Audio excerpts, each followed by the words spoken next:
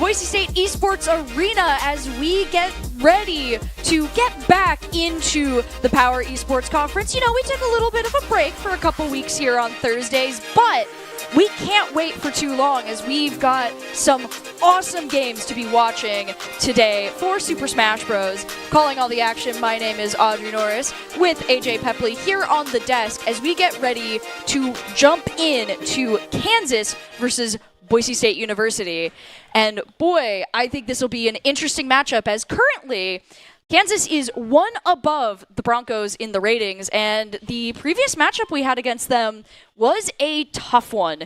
We went back just to do some review, and we saw that the only player that got a game off of, or stocks really, was Melfor, and with the team changing up, that does have some interesting challenges and I'd say unique opportunities. But as you didn't get to watch that match, I'm curious to hear what you might think about this going forward. Well, that was obviously a while ago, and a lot can happen over time. That was, 4 months ago, maybe 5, I don't know my months.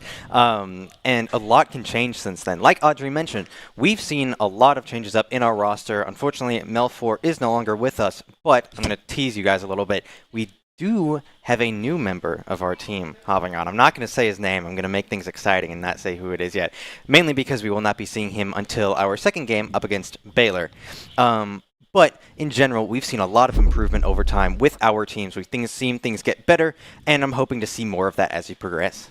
Yeah, we get to check in on the standings as of the past couple weeks. Right now, the Broncos 2-7 compared to Kansas 3-5. So not too far off in our current standings. We are the current runners-up behind them, so this is a great opportunity for the Broncos. As you mentioned, the last matchup was so long ago between these teams. It's a great opportunity for Boise State to showcase the skills and tricks that they've been honing, not just in the PEC, but also in the Mountain West, as they did manage to get to the finals there.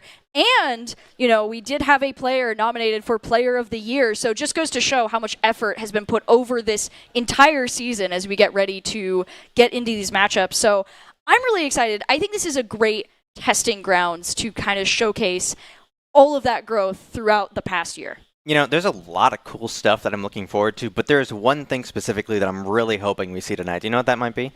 I don't know.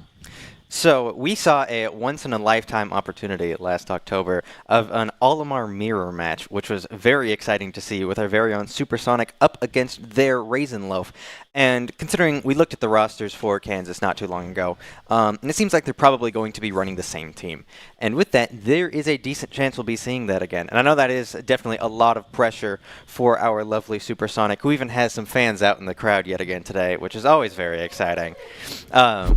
So I'm really hoping we see that again, because that was always exciting. And speaking of the Super Smash Bros. Team, beyond just our Supersonic mirror matchup, we have a wonderful array of players that are going to be going up in these matchups tonight to call out here as we get ready to go into it. I think in general, I would agree. I'm excited to see that matchup. The mirror matchup is such a important one. And if Supersonic wants to get ahead, the most important way to do that is Doc's Keys to the Game. In Super Smash Bros, that is to protect your shield, beware the lag, and remember to taunt. Beware the lag is so important that we put it on there twice. Of course, the Keys to the Game are brought to you by Blue Ribbon Painting.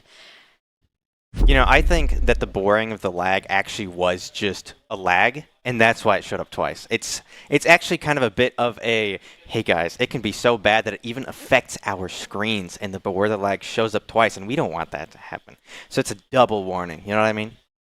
I would agree, and just to further emphasize that, the Keys of the Game are brought to you by Blue Ribbon Painting. With over 90 years of combined experience, they are proud to be Boise's go-to team of local, multi-generational painters who know how to level up your home. Visit blueribbonpainting.net. Now, as we get into this matchup, you've mentioned, the emphasis on the lag, our clever setup there. We've talked about the mirror matchup. Is there anything else that you're excited to see? This is your first time watching this matchup here. You've been jumping in, at least on the desk. I can't act like you haven't been there on the in the broadcasting chair. Well, you tell me that I was not here for the Olimar mirror match, and yet our lovely, lovely manager sent a picture to our group chat with a picture of the mirror match, and you want to know who was in the middle of that picture? Me. So, I was here last time. Thank you very much. And I had a great time watching it. To actually answer your question, Audrey, I'm like we mentioned earlier, it's been a lot of growth over time. We've been getting better and better very slowly but surely, and that's always a good thing. That surely aspect means that it is a very significant, steady growth, and I like to see how that continues. We do see our new player there in the back. Once again, a little bit of a tease on who he might be. And so I'm just excited. How is our team going to improve? What might change between how we did things in the past and how we're going to do things in the present and onwards? And we're going to be seeing that some here today with... It says we're starting with Baylor. Did we get tricked and fooled and we've been talking about the wrong school? That'd be crazy. We're getting a little bit of a teaser of what we'll see next. But they're continuing what I'm doing about bringing up our new player. We are going to be going into the Kansas matchup for that. And we are going to be checking out the teams that we're going to be facing. I think, the big thing with it, as we were talking about, there are some characters, from what I remember, that are interesting to deal with. Daisy was one of the primary ones that we saw last time. And then, we mentioned Olimar. Daisy is, a character we don't see often, but can be super weird to see. I was just surprised about how much damage her turnips can deal. Those can be funky. It is random, like what they do, because there is some slight variations in the model and when they get thrown out. But they are just, for a projectile, they hurt, I think it's just the unpredictability of how they move that really makes it confusing. Because a lot of the other characters in this game have, they got guns or they got lasers, and it's things that move in a straight line. But when you throw a turnip, it's got that arc to it. And obviously, the arc is relatively consistent. But even then, there are marginally less characters who have a projectile of that arc. And even then, the majority of the things that do get thrown in that way are a lot smaller. And yet, this turnip is throwing on that arc, but it's also quadruple the size of, for example, any of Snake's grenades or anything. So it's just up in your face. She throws it. You don't know where it's going to go, and you get smacked by it. And it's unfortunately just something you got to deal with. And obviously, they get used to it over time. But I can definitely see why it would be more complicated to deal with over just the usual projectiles. Yeah, I mean, projectiles in general are just... interesting. Sorry, I was processing how much damage a turnip could actually do, as I've personally never been hit by a turnip, so I wouldn't know, but... Maybe we'll have someone pull up the stats for it. We would only know if it was a real-life occurrence, but, I would say, generally speaking, I would agree with everything you were talking about with projectiles. Generally, they're just annoying. It's an added element, and some characters have great answers for them, and other characters have absolutely no way to contend. Ooh, it seems like we are starting up right away. It looks like potentially a button test to start things off, or just getting prepped. And in general, it looks like we are actually going to be starting with Baylor. What I was going to say, you were right. We were being punked, but that's okay. We're going to go into the setup for this match. Instead, seeing Calamity for Baylor going to be jumping into the ring against Mata from the Broncos. We were talking about projectiles.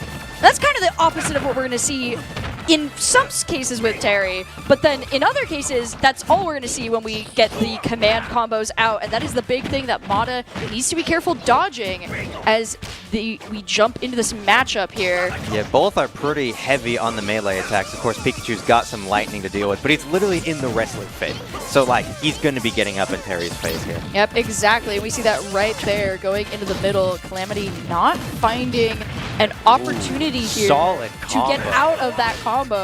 Nasty! That's what you want to see. Mata got beaten down pretty hard at the very start, but locked in and managed to bring up 73%. Now even ticking further on as they get every single hit landed before Calamity can even respond, sending them up into the sky, but now that Go is ready. Go meter is Terry's extra special scary opportunity. Stronger abilities, if you get the combos off, everything is more damaging and larger. Very similar to how Arsene from Joker, as we've seen previously, works. So that's something Mata needs to be wary of, especially getting stuck on the ledge there. But Calamity is not able to follow up for that, and Baylor is going to get launched into the air. Not knocked out, but in a dangerous position there, needing to find an opportunity to continue the damage. Ooh, another grab, dealing more and more damage. Both of them are looking pretty rough on the health meter, and a good right hook knocks Mata off, taking that first stock, but right afterwards they go back to a riposte and launch the Terry down, who just barely makes it back up towards the neutral stage. It was a great read there from there. Unfortunately, not see. enough to save Baylor from the Bronco knockout there. Mata able to avoid any damage and clean up that stock, bringing it back to an even 2-2. Pretty close on the health meters right now, but right as I say that, of course, Mata starts dealing some pretty heavy damage to Baylor's Terry, but it gets returned. There's a lot of back and forth happening so far in this matchup. Two very evenly matched fighters going up against each other, and that's always so much fun to watch, especially as you see a solid parry go off from Terry. Hey, that rhymed. Parry parried. Parry parry. Not seeing a lot of that right now. Dodging it through the attack. Mata able to get back onto the field. Ooh, dodges the combo. Ooh. And able to put on some damage. Now kind of just in a similar back and forth here between these two.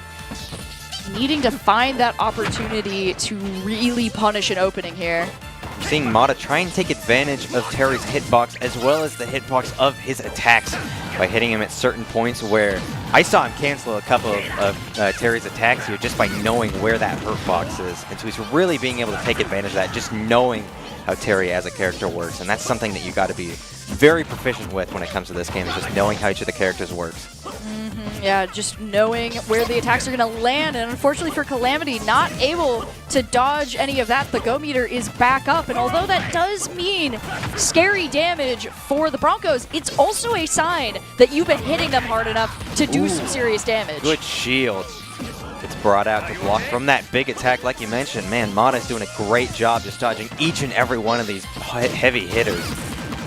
Continuing to land more combos, bringing Terry up to 123, and another great hit knocks off that second stock. Broncos take the lead. Baylor is falling behind as the stock's on 2-1.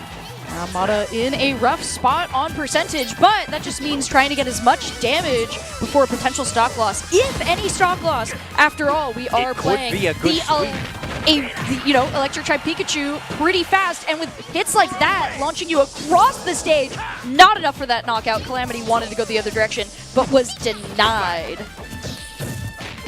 Lots of hits being traded, and a good slam brings things down to 1-1, but the Boise State Broncos are still in the lead, just barely.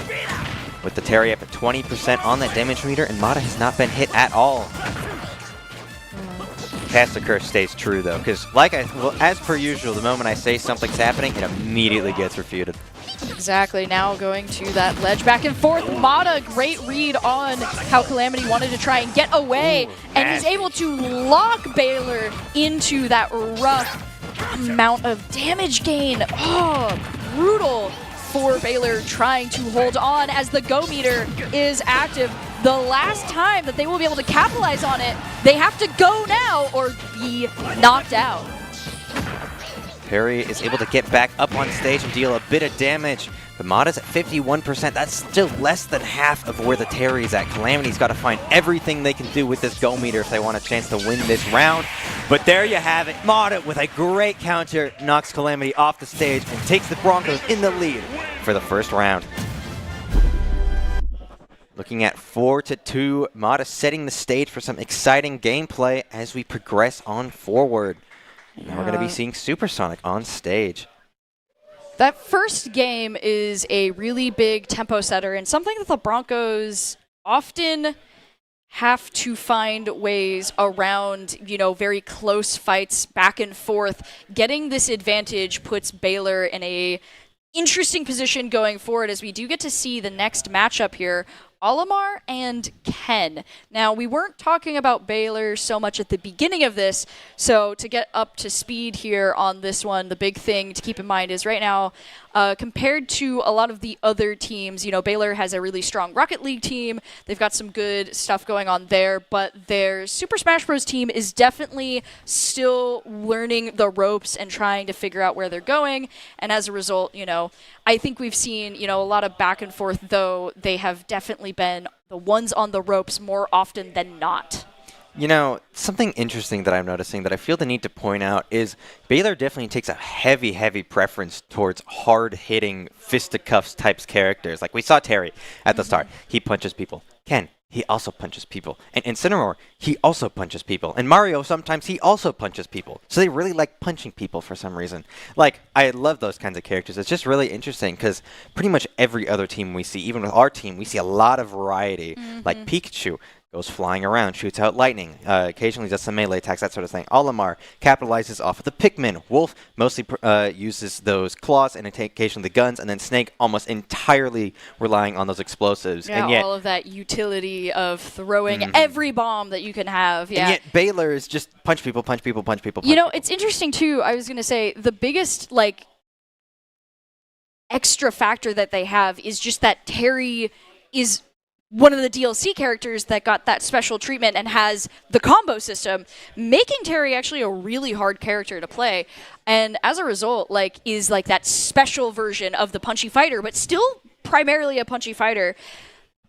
I think that might be an interesting challenge for Baylor going into this matchup against the Broncos. Because looking at our next one, Olimar versus Ken, you know, Ken is if you took Terry's combos and remove them, where you have all the abilities, but they're just do all of the combos in the normal way you do it for Smash Bros, which is just directional input and different, like 2 different button types.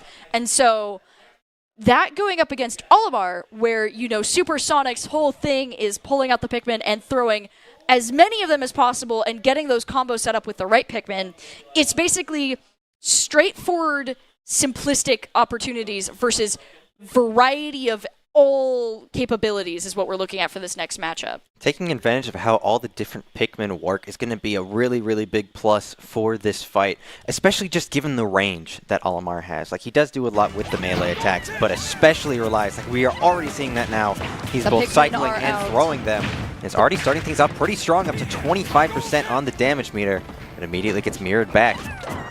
The Broncos will have to see how Baylor chooses to deal with the Pikmin if they can find an answer. So far, preferring to get up close and personal, launching Supersonic towards the other side of the map, but not getting a strong attack off. Instead, getting punished there. Seeing both players take heavy advantage of the shields so far, which is not something you see an example of often. Neither have gotten their shields broken so far, so it's hard to say how that's going to go. It's just an interesting factor to keep in mind. Ooh, a good hit knocks Olimar off the stage, but he stays alive just barely up at 105%. The edge guarding from Ken was very strong, though, and spiked him right off the map, putting Baylor in the lead. Spikes are something hard to contend with, but the Broncos, not deterred here, Supersonic immediately jumping back into the fight, cycling through the Pikmin to find the right combo. What he's looking for, where Lumshot is just trying to find an opportunity to jump in and get the grapple. It's a lot of very slow damage being dealt by the individual Pikmin. We see Supersonic getting up close, trying to deal those heavy hits with the purple Pikmin, and right as I say that, gets the takedown, balancing things out 2-2 yet again. Good dodge through the fireball, continues barraging the enemy with these Pikmin. Shield is helping out a lot, but even those grabs can't stop the shield. That's the other way around. The shield can't stop the grabs. If the shield could get stopped by the grabs, that would be crazy. Yeah, that's what the counter is supposed to be, and we see a little bit of back and forth using the shields to avoid any serious damage. The Broncos avoiding those ranged attacks, using the platforms to their advantage here. Baylor trying to close the gap. It's not happening, though. Ooh, does get a quick combo off, trying to get a sneaky range attack there, and Deny looking for that spike, but Supersonic is wise to it, dodging around and not letting that happen once again. Good heavy hits being delivered by the purple Pikmin, but a good uppercut takes Supersonic off the stage. Now we are down to 1-2, but there's not a lot left that Supersonic has to do to balance things out yet again, especially with a good combo. Now up 119%, not much more damage needs to be dealt to get that takedown. Throwing out the Pikmin, getting a refresh onto the fire Pikmin, and with that wombo combo, the stock is lost and not too far behind on the stock percentage for the last one here, though Baylor trying to find an opportunity to gain some points back after the previous matchup. May not be able to, though, here. Supersonic more than happy to jump in and get some strong attacks off here.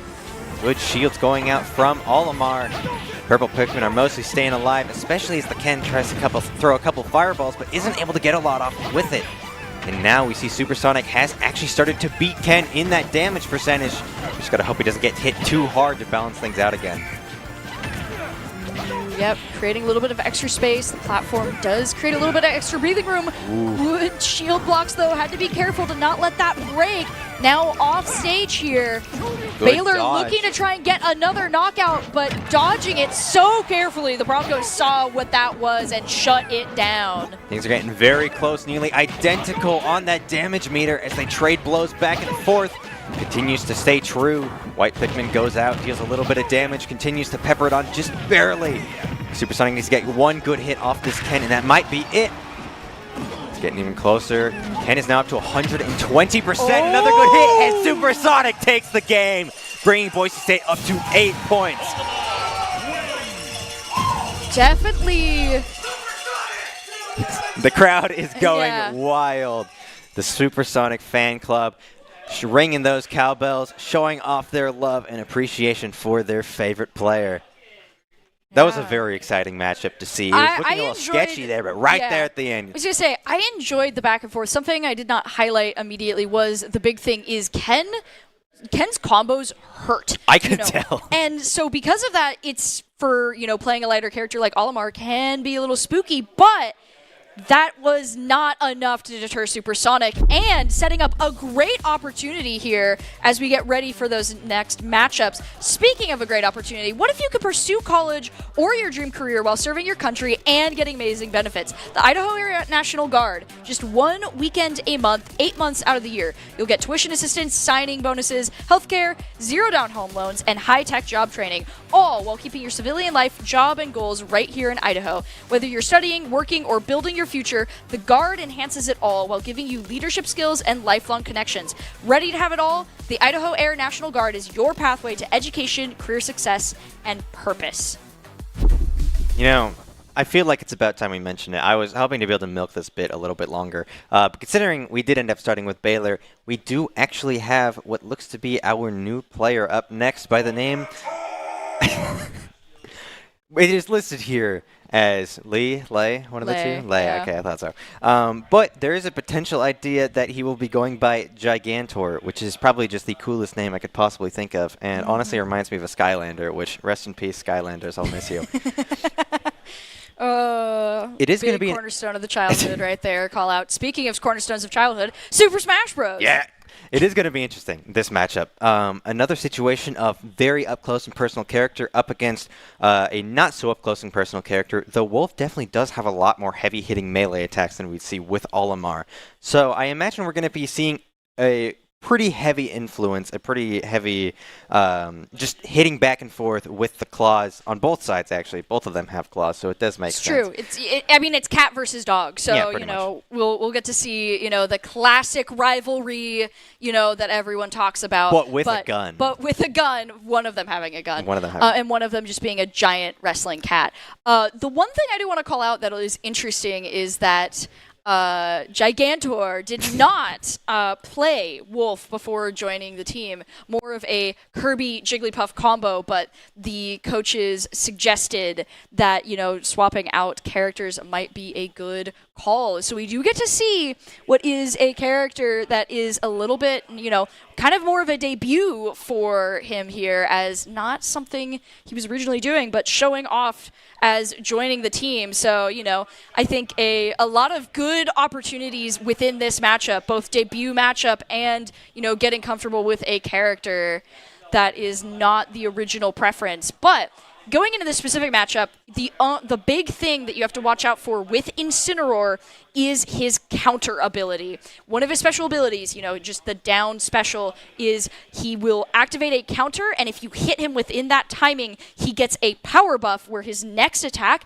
hurts like crazy. And comboed with his kind of special grapple ability, if he gets the timing right on that, it can be a quick knockout. And so the big thing with Wolf is going to be dodging around those attacks, because both of them have decent output, but Incineroar most certainly can ramp it up. And we are going to be jumping into the matchup here, seeing how this is going to go. Howard the Ghastly gets the first opportunity, launching him into the air, but the Broncos not immediately on the back foot yet here, but we see the counter that I was mentioning there, as the Broncos now need to play a little more carefully if they don't want a massive attack. Yeah.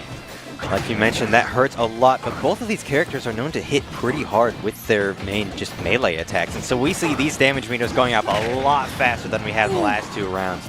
Speaking of another heavy hit, back to back, and already the first stock gets taken down. But that's not to say that there hasn't been some significant damage dealt by Gigantor so far, bringing the enemy Calamity, not Calamity, that was the first one, the enemy Howard up to 80% and rising. Yeah, now just needing to dance around it a little bit. You don't want to take too much damage, and we see doing that already super well, dodging those attacks, letting that initial quick onslaught not deter him here, as Howard the Ghastly is trying to find another opportunity. Finds a little bit of damage, does get the second combo that I was talking about there, but does not get it with the counter. Definitely just showing that all that Gigantor needed was some time to prepare and get used to things in order to start dealing some more significant damage. And there it is, another good attack, capitalizing on Incineroar's aerial attack, dodging Lariat and getting the knockout. Great read there on the movements, and that is going to bring the Broncos 2-2 here. And there's a lot of opportunities as the Broncos need to find just a couple hits to bring it fairly close. Damage getting traded back and forth, trying to go for multiple grabs. I mean, that's what Incineroar is all about, so it doesn't really surprise me. And we're not really seeing much of the gun being used. I know of the Star Fox characters, Wolf is pretty low on the gun usage, but even then, it's been mostly kind of up in each other's faces, like I mentioned it would be.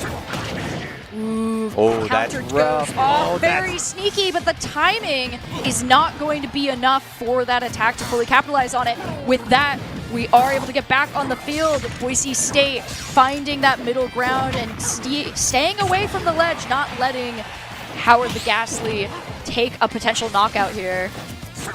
Nasty parry going out by Howard. Onslaught continues. Gigantor tries to deal more and more damage, getting a quick pick onto him with the gun. Ooh, continues. Oh, but the counter goes out. One hit with that counter, and he will be taken down. But if Gigantor is able to play this right, he will be able to take him down before then. But, of course, I had to open my mouth. And the second of Boise State goes down.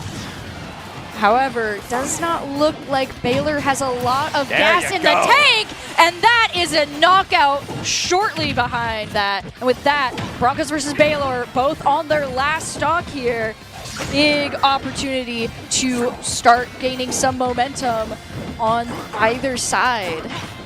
Things are looking sketchy. Good hit with the counter, but not the heaviest thing you'd usually see. Damage continues to spike for the Wolf here, but he's still fighting hard. Being tossed around neutral stage. Good block with the shield, running around, tries to deal more damage, but man. Ooh, sneaky counter. The timing on that has been insane. It's definitely putting some pressure on the Broncos here as they dodge, knowing that that attack could be rough, and it is not enough. The kick is going to go through, but putting up a great fight, bringing that player down to 1, it is still not enough for Baylor to be able to keep like any close to the point values we have right now, as the Broncos still leading by 2 points here. For a debut matchup, that was super fun to watch. I mean, personally, I'm a little biased because I love nothing more than watching two people beat each other up with their bare hands. Because fisticuffs is always just, I don't know if I can say guilty pleasure per se, because I've never actually punched anyone in my life, but like, I like kaiju movies. That's besides the point. So I was just really excited to watch that, and I'm really interested to see how Gigantor continues to improve, especially playing someone like Wolf, which he hasn't usually played. Maybe he'll eventually bring out the Kirby, like we mentioned before, but since he's not really somebody we usually see just in the game in general, I find it more on the unlikely side. Yeah, and for having a new player on the team being able to get as close in that matchup as it was is a great spot to see for the Broncos going forward. And now we get to look at the final matchup. Baylor needs to find an opportunity here to take something, or Boise State will be able to take it. And it does seem like it's not the worst spot for us right now. Snake versus Mario, Gokis versus Trickster. A interesting matchup. You know, when I think about this matchup, we talk a lot about how Snake has, like, a lot of utility. Like, you know, you throw all of the grenades out. It's about timing. It's about, like, getting those angles right and just kind of overwhelming your opponent with that. Mario is just kind of an all-rounder character, has some really solid, you know, middle ground beat-em-up, has, you know, the fireball to throw out from the fire flower, has the cape to redirect you, and then has the water attack. I'm forgetting the name of the ability. But I can tell you, but it's from Sunshine. It's from Sunshine, yeah. And that can create some distance. So I think it's, you know, it's not a bad matchup for Gokis, but it's definitely an interesting one because having a character that's just kind of comfortable with all of its options does present different things that you have to pull off with the grenades. I mean, to be fair, with the literally titular character of Nintendo, what do you expect when it comes to making him well-rounded? He is like the first person in the entire roster. It is true. And he's the most popular, so it makes sense from a accessibility standpoint that a lot of people are going to want to try him. Everyone loves Mario. That's just kind of how it works. So they want to make him well-rounded. But in terms of the matchup specifically, on a less general level, I'm really just hoping that we see the C4s get used a lot here. They're, once again, just kind of a personal pleasure of mine because I just love seeing them get executed. Big fan of C4? Maybe not IRL. Don't worry. I know the cops are watching. I don't like C4 IRL. But when I watch Snake use it, it's always really exciting because it's a very, very specific kind of play style that you get see brought out. It's all about making sure that the enemy forgets they're there and making sure they go off when they're least expecting it. I think this is a great example. You know, I talked about how, like, Ken versus Olimar is like a very simple character versus a very complicated one. I feel like this is a similar thing, but it's the most general character you'll ever see with one of the most niche characters you'll ever see on the roster. And that, I think, just presents an interesting dynamic when you jump into a battle. Well, I feel like it does give Gokis a bit of an a leg up on Trickster here, though, because when you go against an all-rounded character, you have seen every type of playstyle with like every kind of character in this one character. So with somebody as common and as rounded out as Mario, I feel like there's not a lot he can do in terms of surprise, and that's going to give Gokis a bit of an advantage because you just know what to expect when it comes to how this character is played, and so it's just kind of a comfortable, you know what to expect, and you know how to counter it. I would agree. I think that the real trickster of this matchup will probably end up being Gokis, just by the nature of the setups that you've got to do. So we might be stealing that name from Baylor here, so they better watch out when we go into this matchup, or they might need to pick something new as a tag. But as we do get ready to go into this matchup, I want to take a moment to thank ICCU for their continued support of Boise State Esports. Thanks to ICCU, Boise State Esports has won multiple national championships and piled up more than 1,500 wins. ICCU, looking after your daily balance. Visit ICCU.com. Without ICCU, we wouldn't have this super stellar stage and arena and all the supersonic fans out in the audience. So we got to say thanks to them. A light cheer from them. Once again, the cowbells going off. You got to love them. There's something about having people here that makes things a lot more special for esports, especially considering the fact that every other sport out there is a physical sport. You get up there in each other's faces, maybe not all the time, but it's always a body movement. The entire body gets used, and that always means there's going to be physical crowds of people. With something like esports, it's most of the time it's online, so there's a lot less incentive for people to go there and watch it in person. So that always gives room for excitement when there is a crowd, because going to a football game, there's always going to be a crowd. That's not to say that it doesn't make it exciting, but there's a little less. It makes it a little less special in that case. Versus esports, when you very rarely see crowds, especially during just normal games, it makes it so much more fun and so much more special to see people out in the audience, especially when it's people who have a very, very personal relationship with a certain player character, and they're not afraid to show it. So it just makes me really happy to see people coming here and supporting our players, because it makes it a lot more exciting and a lot more energetic for the players. I don't want to ruin your wholesome moment, but I appreciate that you chose to be very specific about, talking about the physical aspect of other sports versus this, because I was totally ready to go, actually, did you forget all of the movement that they have to do with the controllers? No, I didn't. I just didn't bring it up because I was trying to be nice and wholesome, but you ruined my moment. The technicalities matter. We talk about technicalities all the time. That's our job. Let me have 30 seconds of being nice. Are you trying to deter the crowd from coming back? If you get all technical, maybe the crowd's not going to want to come back. Then what? Then you're going to even further ruin my wholesome moment. And next Thursday, I'm going to be like, sorry, guys. Audrey was really mean, and now the Supersonic fan club isn't here anymore. And so now it's all quiet and boring in here, and it's all her fault. I heard that the Supersonic fan club likes me, thank you very much, so I don't think it's an issue. Something else I want to call out, though, as we're getting ready for this matchup, to go off of our little tiff back and forth here. We can get back to this later. Don't worry. We've got a whole other game. Or off camera, yeah. Gokis versus Trickster was a matchup that we saw in the previous game between the two, and this was a game that actually went the way of Trickster, so this is a bit of an opportunity here for Gokis to show the growth throughout the season and change the script as we get ready to go into this. We already see the back and forth and Gokis piling on the damage and, like you said, throwing out the grenades.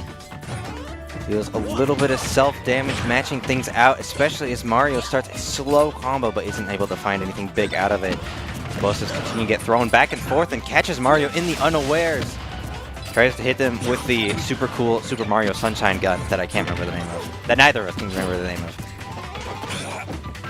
Mortar goes off. Those opportunities. The platform in the middle presents an interesting area that we're seeing get used a lot, giving you that oh no moment that you can kind of dodge as, trying to use it a lot, though Trickster is not avoiding damage on ledge, getting launched up in the air.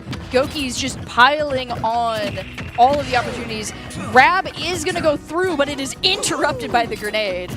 Yeah, the grenade has actually interrupted multiple of Mario's attacks so far, so Trickster is actually the one getting tricked, just like you had mentioned before, as the damage keeps piling on, and Mario has a harder time dealing the damage himself, and just right then he set off the grenade as he was about to get comboed again. Goki's about to change his name. Ooh, and a good grab launches him off the stage, taking down the first stock.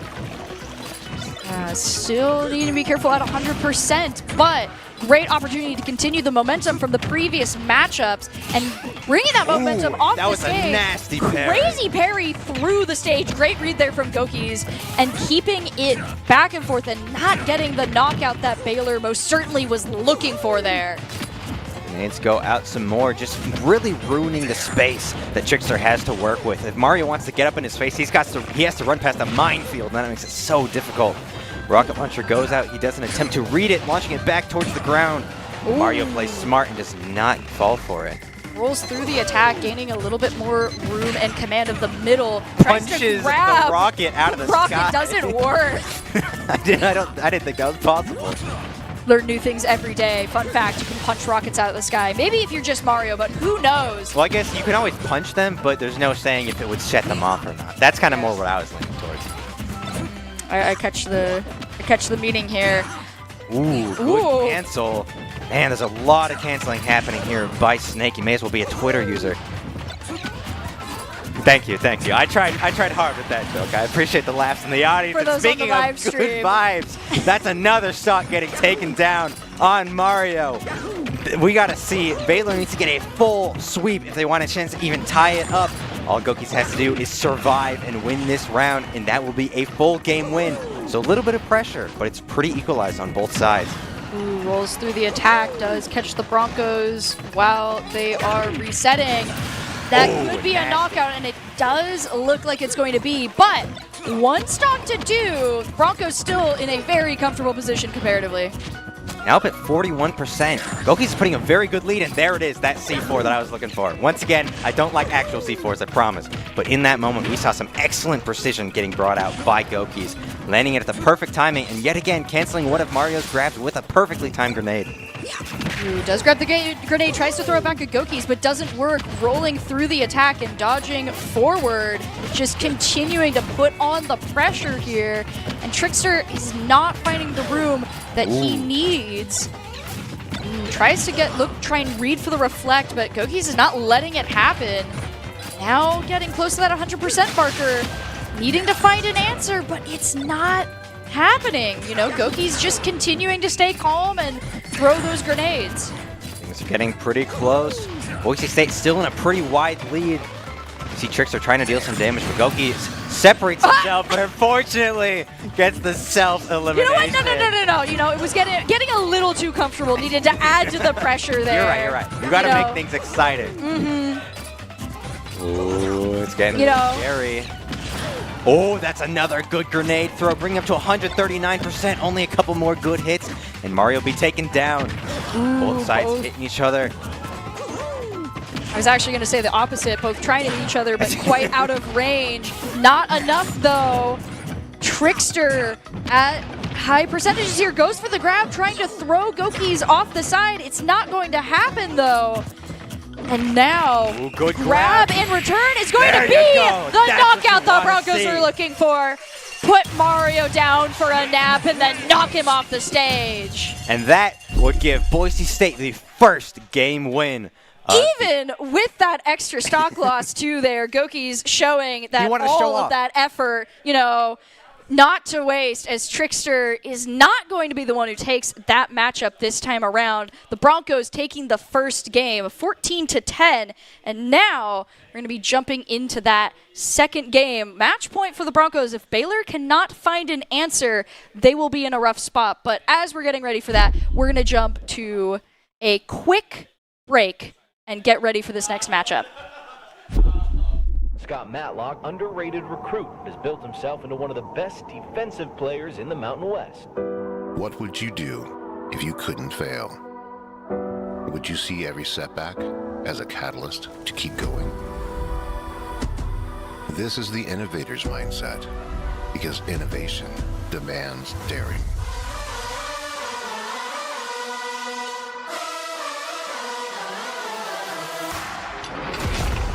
Is finding thousands of ways that don't work, and the one that changes everything. It's when your unrelenting spirit sees the world's needs and says, I will create something better. So, what will you do? Will you let your genius run wild? Give yourself the space to be great. Set your sights on something even bigger, because we know changing the world doesn't happen by chance. It comes out of the blue.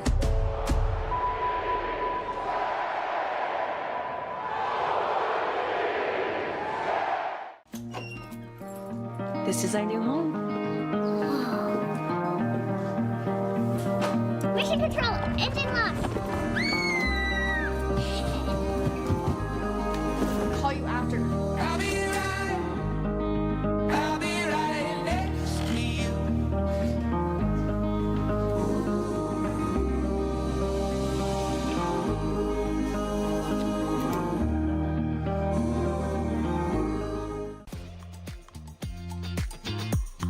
Since you guys have been in here, some things have changed. We've updated this place to be in its final form. New cabinets, new counters, all sorts of new stuff in here. This has turned into a place that wouldn't look out of place at an SEC or Big Ten football facility, and Dairy West has allowed us to have it here. We've taken a holistic approach to our player nutrition, and we're really thankful that Dairy West has made sure that our fueling station is the best in college esports and really at industry standard for any college athletic department. My friends know me as Derek, but I'm also Master Sergeant Raxton.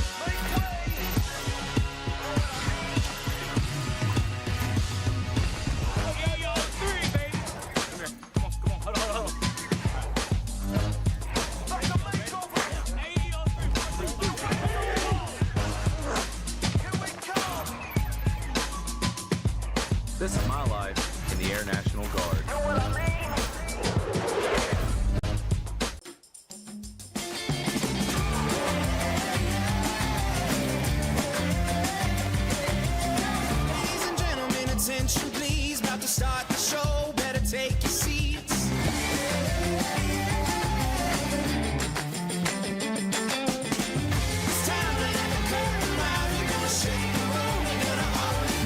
to 4 times the rewards with the ICCU Premier Rewards Visa credit card. It's the credit card from the credit union you love.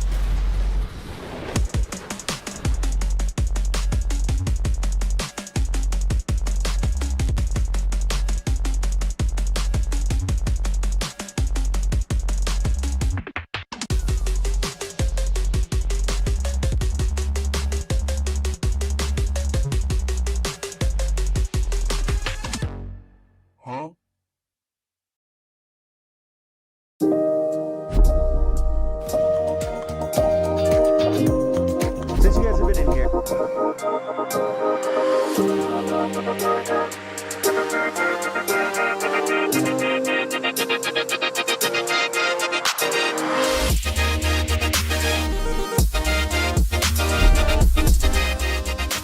Hello and welcome back to the Boise State Esports Arena as we continue our coverage of Boise State versus Baylor as we have come off of a very hectic and exciting Game 1. The Broncos taking the game 14 to 10.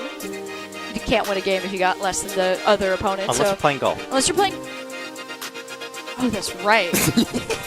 Sorry, I had to pause there because I played golf, so I'm like, wait, I didn't what? even play golf, and yet Yeah. I know more about. I definitely don't know more about golf than you do. I don't. Probably know not about that, but you remember the scoring system. which is so arguably pretty high up there in levels. of It's importance. true. It's been quite some time since I played golf, but this isn't golf. I don't need to remember golf rules for that. In this game, you know, all that matters is getting those points through the duel system, and now the Bears need to see if they can find a way through the Broncos, as so far we've held a really, really strong offense against them, knocking out all their stocks, only taking 1 game loss, which was, you know, the new player jumping in. So they need to find an answer, but it doesn't really look like they're having a lot of room to work with so far. Something I do want to mention that I was going to bring up before we went to break is that this was a very, very close matchup. Not a single one ended in more than 1 stock remaining on either side.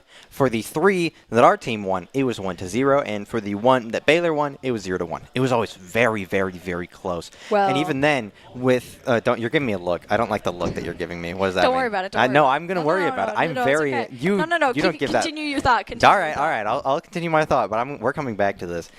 Okay, now I lost what I was going to say. This is... Oh, I remember. Never mind. So, the only time we did lose was with Gigantor, who is a new player with a new character that he's not used to. And even then, it was still really, really close. So, just a little bit more practice and a little bit more time, just getting used to this character and getting used to playing with the team, it's gonna bring a lot of good stuff out. Yeah. Now I'm going to interrupt you. What was that smile about? Is this something you can say on camera? I was saying, technically, we were very close to beating 1 game by 2, but then Gokis needed to show off, obviously. Okay, I can't argue with that, actually. You know, See, it wasn't anything bad. You have no faith in me. Well, when you give a mischievous smile, I got to be suspicious from the get-go. Well, you know, mischievous smiles will not continue to have the games going forward, but you know what will? Dairy West. Today's stream is brought to you in part by local dairy farmers and the dairy protein that they produce. Thanks to them, Boise State Esports has access to next-level fueling options that keep our players playing at their peak. Unbottled dairy protein that powers your performance. Visit unbottled.com for more info. You know, if I had some milk, I think I would have a mischievous smile on my face. So I think, actually, they will Isn't be that coming like back. one of the ads that they did was like a whole thing? I have memories of, yeah. I have no See, recollection in of middle that. school, I'd just be saying okay, stuff. so I just had middle school like flashback. Oh, There was no. just a poster on the wall where there was this lady with a gallon of milk that just looked at you very mischievously, and I think it was supposed to be like some sort of like vampire joke because there was 2 holes in the bottle, but it just didn't make sense. So I would always sit there and ponder that and why she had that mischievous smile. she Maybe have that's why I have vampire one teeth? now. No, she just had like a milk mustache. Huh. So that's like the only. Hey, that's I the mean, only- to be fair, there are different kinds of vampires in the media. Some of them have retractable fangs, so maybe Derry West Vampire does have retractable fangs. You never know. You never know. That's but, what I'm saying. What I do know is that this game is going to be exciting, and that's what I'm looking forward to. We are going to potentially see some new matchups. It'd be crazy if somehow the pairings went back-to-back exactly the same way. Often unlikely, they don't. but possible. The one thing we can see for sure here is it does look like Mata will be taking the lead once again. No surprises there with that, as that has been just a common, good starting position for the team. And looking at it, there does look to be a little bit of swapping around from the Broncos, not from the Bears here. But we do see not only swapping character positions, but also jumping in with Starmies here on Rosalina and Luma for our second matchup. But the same thing we're going to be seeing for that previous matchup here. Mata and Calamity will be the first players. Pikachu versus Terry. Big thing we didn't get to call out earlier since we jumped into that matchup was just generally the big thing with Terry's combos that I think is fun to highlight is that they are the same as like how you would do it on the old arcade machines where you had to move the joysticks in certain directions and get the directional input. Different than how like Smash Bros. Where it's like, okay, if you went up, then you're going to attack upwards. It's like, no, you have to get the right combo of directional input with the buttons to get those combos off. And I think that's a very interesting layer of complexity that you have to watch out for with Terry. A lot of like the best Terry players, you'll never notice that, but as people are learning, you can tell they're trying to get those combos off. And that's something that we saw in that previous matchup that was, Terry tried to get off Power Wave and get some of those abilities off, and it just didn't quite go through. And that's something that Pikachu, is really good at dodging with the speed of that because long combo you have to get off, electric mouse that can just zoom in and hit you. There's no typing for that, but, I think that has the type advantage regardless, even though Terry's not a Pokemon. I mean, he could be. He could be. Anyway, I feel like something else that's pretty interesting is, it's a given, obviously, but it's still worth mentioning is the fact that both of these players went up against each other last time with the exact same characters. So this means that they both know, like this doesn't favor either one of the sides, as they both know exactly how the enemy plays, and this could change things up a little bit. Maybe Mata will actually wipe the floor with Calamity this time because they learned exactly how this Terry plays, but maybe it'll be the other way around because now Terry knows how to go up against the Pikachu, or maybe it'll just be the exact same as last time. Like, obviously, seeing these things in advance, you can't set anything into stone until after it's over. But it definitely does bring up some interesting thoughts about how this round is going to look different, if at all.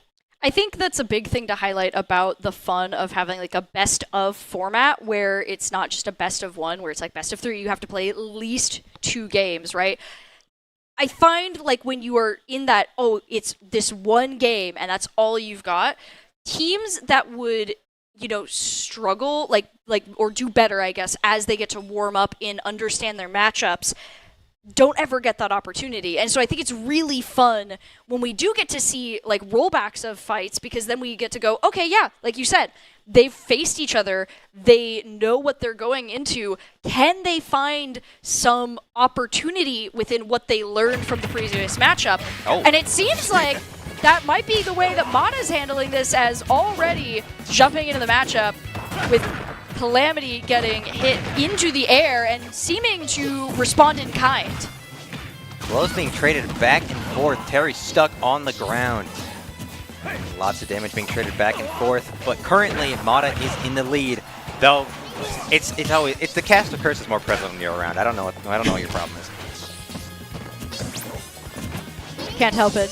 It's my bad, but not my bad when we're going into this matchup. Mata finding the opening, getting the grab, and throwing Terry into the air. Now having to go for that ledge guard. Great save there from Baylor. Able to respond, throwing Pikachu to the other side, but Mata tries to go for that thunder, able to avoid it, but successfully gets the recovery. That's what matters more in the situation, especially as that go meter finally gets filled. 100%. Terry's going to start dealing more damage. That is a second parry in the span of like 30 seconds. Terry can parry. That is very crucial. Slammed down onto the stage. Terry tries to go for an attack, but is dodged by Mata. Now trying to find an opportunity, dodges the second attack. Mata needs to find a little bit of room to get a combo off, avoid the go meter, goes for the shield, gets blocked when they go for the attack. Broncos playing it safe for this, but still inching ever closer to the knockout with 141 on Terry. Wow! That was close. Nearly got taken down by that punch. Up at 156% now. Mata just needs to get 1 or 2 more good heavy hits, and that'll take down Terry. He's really hurting, having a hard time managing to land any hits onto Pikachu here, as Mata has really brought up their dodge game. Yep, just making sure to be more careful avoiding those attacks, and it works out as we do get a throw into the air. Baylor losing the first stock there. Terry just needs to land a couple good hits, though, to return the favor. So ideally for Mata, they just deal as much damage as possible before getting taken down. But he whiffs the recovery! Right after that, the recovery whiff. Terry's recovery isn't that stellar, and that is a fatal opportunity that Boise State can capitalize on. Now up 2 stocks, though, being like juggled around in the air, able to find a way back to middle, but you can tell Calamity does not want to let that continue. He's trying to find that knockout on the Broncos. Finally able to get some damage off, dealing pretty hefty hits, knocking Terry all the way off the stage with the Thunder, taking down the 3rd stack. That would be your unbottled play of the game. Presented by local dairy farm families. Perform, refuel, recover, repeat. Visit unbottled.com to learn more. That was absolutely incredible. Getting the first knockout, going in with the second with the failed recovery, and the third with a nasty takedown with the Thunder that you rarely see hits on, but nonetheless a game-ending takedown. I think what's also just so crazy about that is often when you get that first knockout at that high stock percentage, you know you're eventually going to be taken down. That's just the nature of that. But the Mountain West Player of the Year, Mata, does not accept those terms and takes it 3-0. This is kind of what I meant, though. Mata, they saw exactly how Calamity played last time, and they learned everything they needed to. Seems like Terry learned a little bit too, but Mata just locked in real hard and managed to wallop Calamity, and it was an absolutely incredible thing to watch. An incredible start to the second game of this matchup, and now we're off to a very, very strong start. 3-0 in terms of stocks, 4-0 in terms of points. We're in a pretty good spot. I think the Broncos heard your comment about these matchups being, close wins and decided, no, we can do better. We can do better. With that, now a much more comfortable lead to have with Baylor not having any points on the board. And they need to find a quick answer to that. As we've seen in matchups in the past, if you are not able to find any points early on, you will be hurting in those later duel battles. So, with the now new matchup that we're going to be seeing, Ken and Rosalina and Luma, Lumshot has to find an opportunity, but I don't think Starmus is ready to give it, as Rosalina is a fairly good character, I think, for this matchup. Both of them have some just back and forth, but having a little bit more range variety that Rosalina has in her kit will make it a little bit harder, I think, for Ken to find that opportunity in just what they're looking for. And as we are getting ready to continue into these matchups, just so you know, you can get your degree on a schedule that works for you. Boise State Extended Studies offers a variety of fully online courses and degrees to help you get your degree on your schedule. Visit boisestate.edu/extended studies for more details. Hey, that's why I'm here. I'm here to get my degree. Not like here. You're not at this desk for that. I'm not at this desk for the degree. I'm at this desk to watch some incredible Super Smash Bros. Gameplay and get paid. And it's so cool, and I'm having such a great time so far, especially knowing that we're not even halfway through, because we've still got the battle up against Kansas up next. But that's not happening quite yet. We still got the second game up against Baylor. Second game against Baylor. Second game of this second game. Great wordplay from This is the second. Oh, the second matchup of the second game of the first game. Gotta there we go. Exactly. We're getting there as we get ready to look at this. Like we were talking about, Rosalina and Luma versus Ken, Starmies versus Lumshot. The big thing we saw was Ken hurts quite a bit, gets those combos off, but they are slow. And that is a thing I think we'll see here as the Broncos. Rosalina's moves do activate much faster, and we can already see a little bit of back and forth here, but dodging the fireballs from there as the Broncos are looking for those opportunities to get the attacks off. As long as Luma is okay, that's what matters to me. Well, Luma was okay, and then Shoryuken came out, and I'm actually incredibly upset right now. That hurt my heart to You be like, cast a curse I hope Luma's okay. And unfortunately, the first stock did land. Like you mentioned, Ken hurts a lot, especially with those hefty combos. And we did see the unfortunate side of that. But the Starmies isn't willing to go down just yet, dealing some heavy damage so far, just trying to get the opposite mirrored takedown onto Ken. Ken dodging around those attacks. Slumshot is avoiding it, but not the grab, going into the air, able to avoid any recovery punishment, at least for now. As we're back on the other side of the stage, and Luma getting a bit of a revenge hit off there. And the spike And we goes get the down. spike, able to avoid any damage for that second takedown there. And now, once again, even game here. Ken able to get the first attacks off, but Starmies did show you got to be careful getting too close to those potential attacks.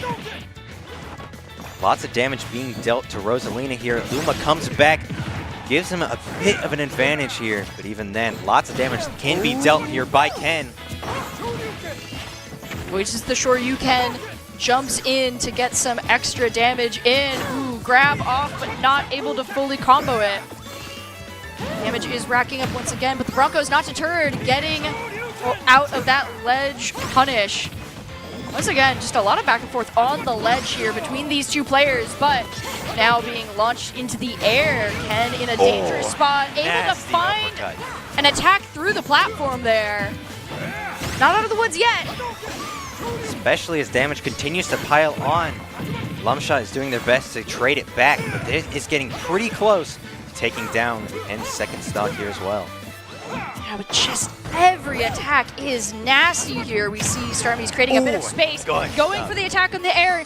Not quite enough damage to get the knockout, but not that time. Using that first attack as a warning shot and then taking down the stock in the second. Starting off his final stock, dealing 22, now 27, 37, piling things up. Starmies is in a good spot. He's about double the damage percentage of Ken, but he can definitely continue building it up. He wants to make this comeback happen. Luma is gone, but that does not mean that Rosalina is completely useless. She's not even close to useless. No, she's got plenty of tools in her toolbox, and Luma is back, so don't worry. Rosalina is awesome. Don't get it twisted. Using Luma as a star shield, able to survive another Hadouken. Using some more ranged attacks, does get hit with the Hadouken, but is able to avoid it the second time there. Using a little bit of back and forth, not getting too close, not committing to anything. The Broncos are bringing the damage closer for the grab off the side. It's close. It's not the immediate knockout, but there is some opportunities. Uppercut through the floor. No! Oh, no! Man. The second uppercut will be what Baylor needs to find to get some points back, but not without quite the uphill battle there put up by Starmies. That was scary, and man, being put up into the air by the uppercut master is definitely not where you want to be. Man, that was just a tough spot to get out of. And one thing to call out, as we actually saw with Mata using the thunder through the stage, Ken's uppercut actually does go through the stage and platforms, which not every attack does, making it kind of off-putting to try and predict. But we do see, in general, Starmies put up a really good fight between that and brought it all the way down to 1-0 stocks-wise. And that is not enough for Baylor to come back from this. So although they put up a good fight, they need to continue that forward. And it looks like we're going to be switching up to have a little bit more fun with some persona opportunities here. Goki's swapping to Joker to go up against Howard the Ghastly, who's going to continue to run it back with the Incineroar. What I do think is interesting is both of these characters have their gimmick revolving around being in a specific point to deal a lot of damage. Incineroar is more specific with you get the counter, next hit does a lot of damage. Joker's a little bit different. Over time, that meter will build up. And once you build it up, you will get access to the persona Arsene, and over that time, you will just have better abilities. Now, something I am mildly concerned about for Goki's sake is the fact that Joker works really well against characters who deal chip damage, because that builds up that meter a lot faster. And Incineroar is probably the exact worst character to go up against because his whole shtick is just, I hit you 3 times and you're off the stage. So it is still going to be building up that damage. You're still going to get access to Arsene, but it's going to take a lot longer, and that's going to be something he's got to watch out for. You actually took, that was exactly what I was going to comment on, was that. But one other thing I can talk about, because I play Incineroar, so I know how this character works, is Incineroar is slower comparatively to Joker. So one nice thing that Goki's has is the fact that, you know, the big angry cat is a big angry slow cat. He put on some weight, you know, when he's running around on the field. And so Goki's does have the acrobatic advantage here, especially when it comes to recoveries. Joker's recovery compared to Incineroar's recovery can't even compare them. Incineroar has such an easy way of knocking themselves out of the round because you go straight up and then you immediately go down at an angle, left or right, and you cannot change that whatsoever, and so it can create some rough opportunities for the team, and that is something that they're going to have to be careful of going forward.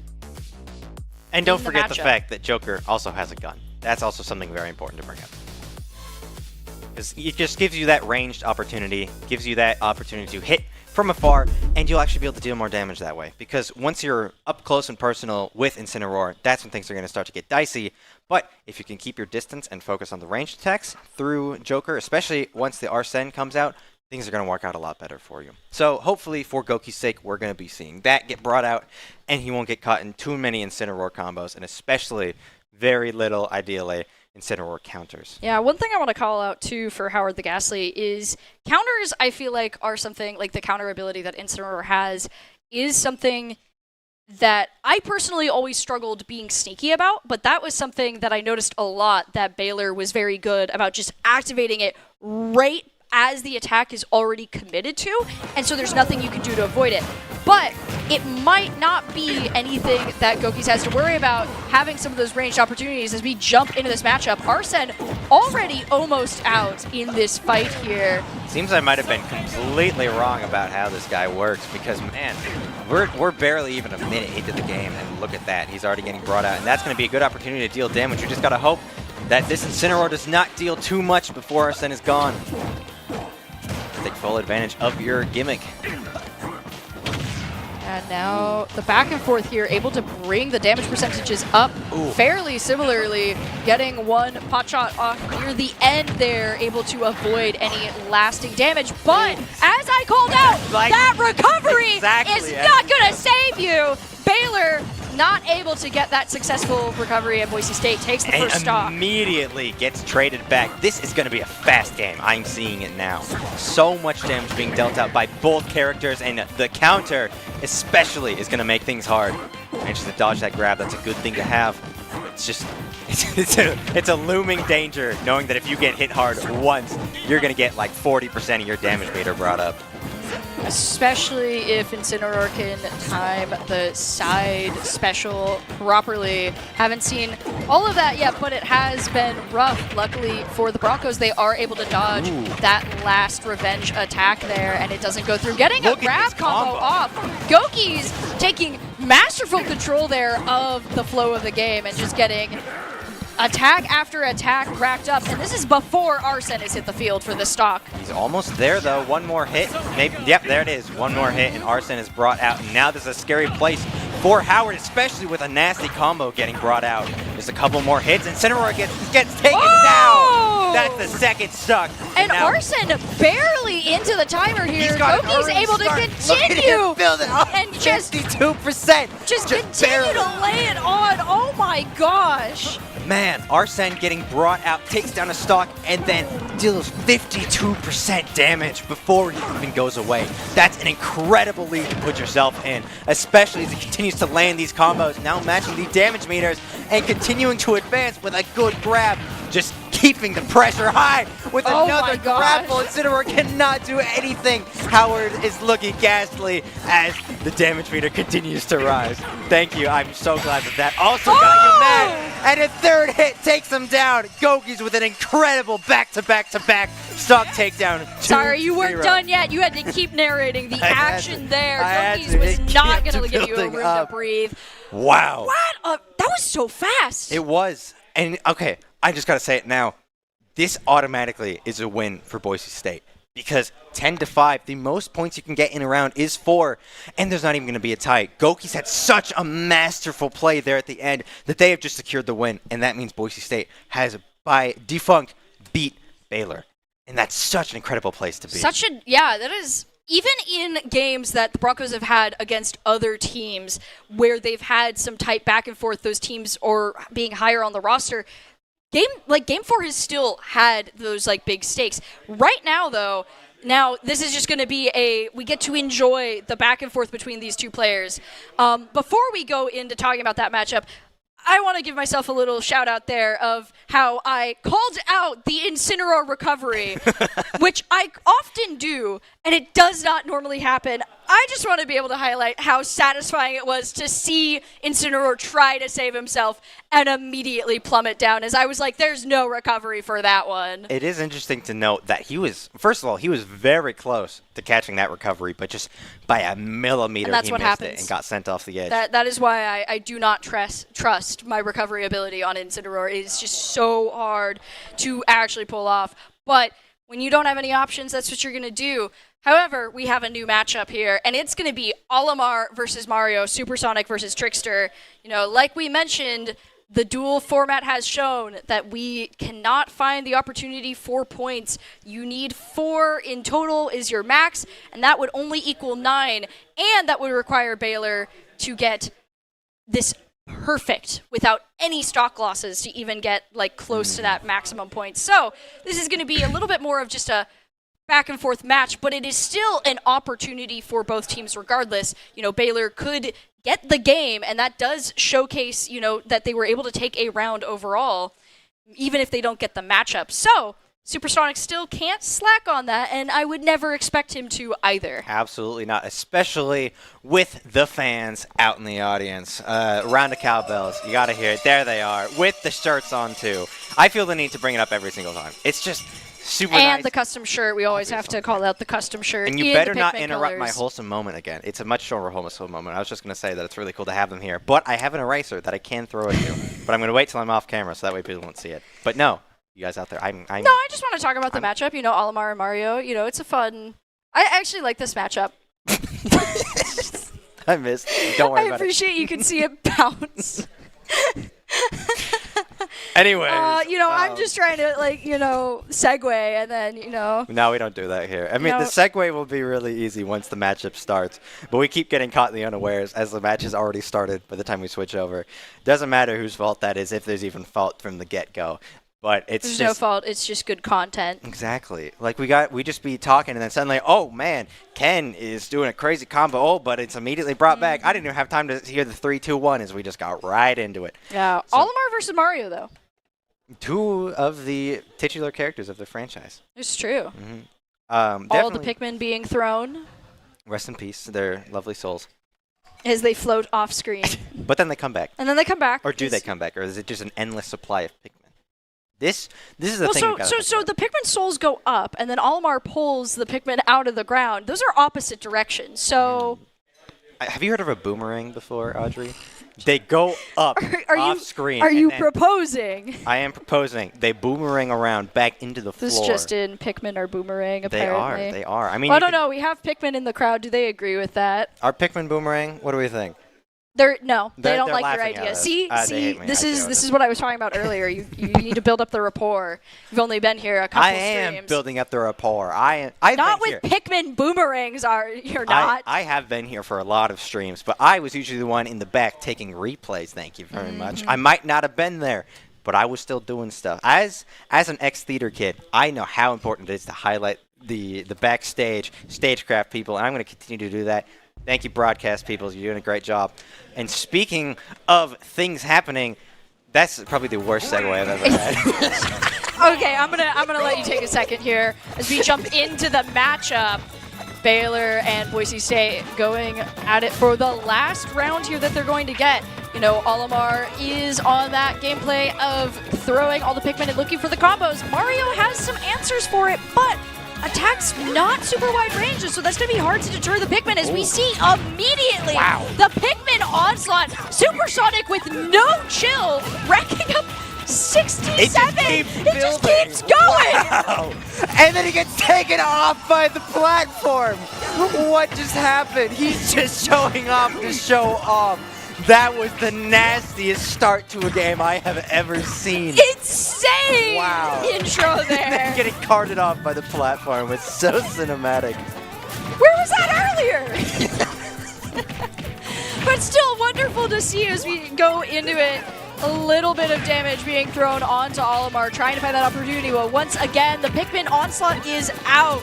Mario having to contend with red Pikmin is able to knock it out, but purple Pikmin is out to play, and that one is pretty nasty, giving Olimar that extra damage boost that you do not want to deal with. Mario is finally building up some damage, though, bringing Supersonic up to 83%. But we still do see the Broncos in the lead in terms of stocks. Ooh, damage continues to get traded, trying to land those Pikmin, but Mario seems to be using the shield. It's quite a bit better.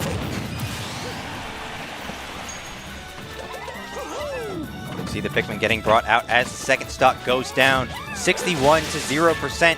We do still see the Broncos in the lead, up to 69%. He is just peppering him with Pikmin, dealing constant damage, but finally Mario is able to make some sort of comeback. Damage is getting traded. Olimar cycling to the purple Pikmin, using the blue and yellow to his advantage, landing the purple yet again as he builds up that damage. He just needs to get another good combo, and he'll continue to stay in the lead. But Mario, he's definitely not making it easy for him. Yeah, though, double purple Pikmin is a little spooky here, especially as one flowers.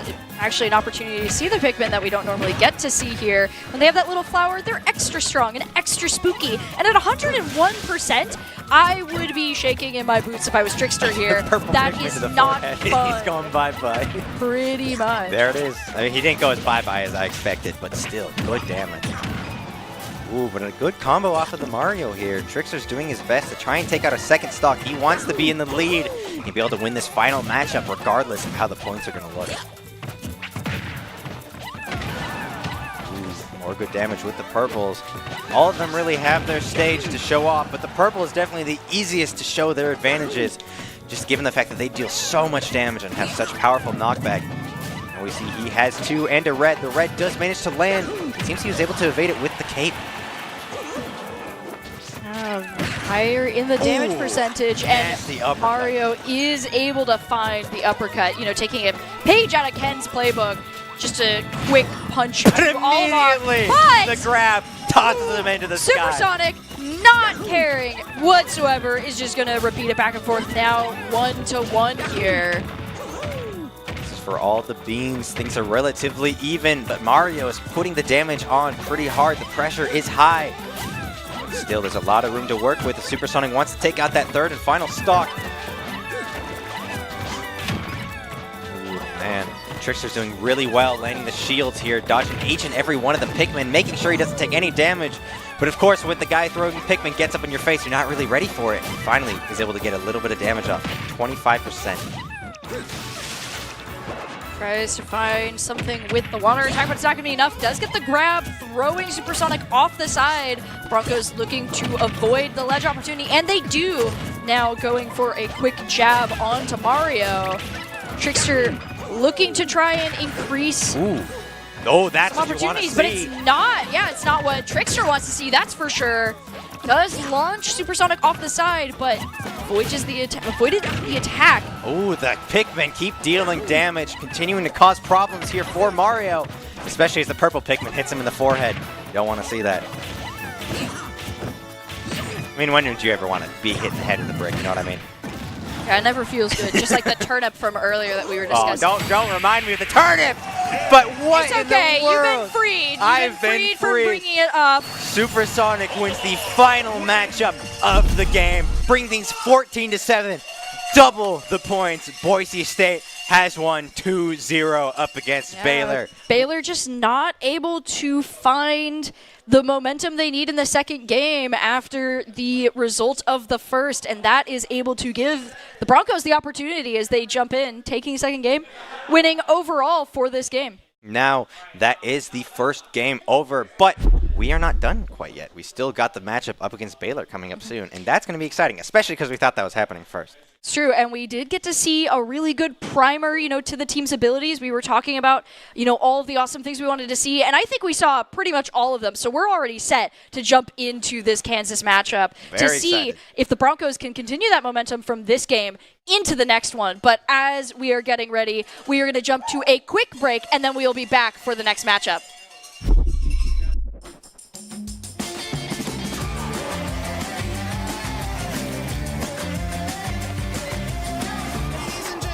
Attention, please. About to start the show. Better take your seats.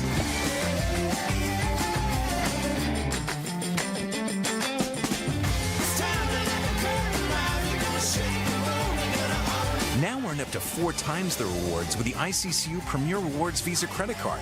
It's the credit card from the credit union you love. This is our new home.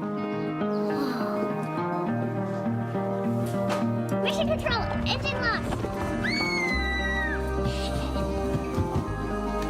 Call you after. I'll be right next to you.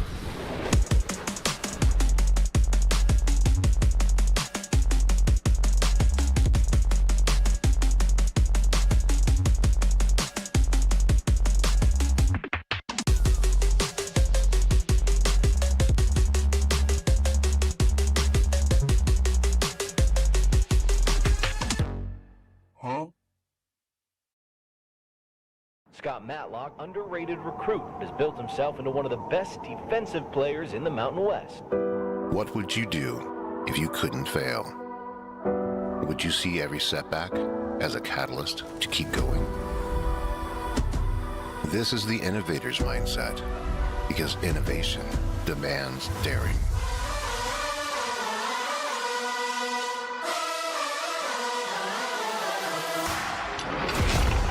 Is finding thousands of ways that don't work, and the one that changes everything.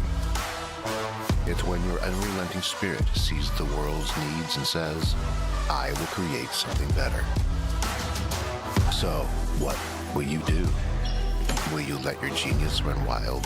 Give yourself the space to be great? Set your sights on something even bigger, because we know changing the world doesn't happen by chance. It comes out of the blue.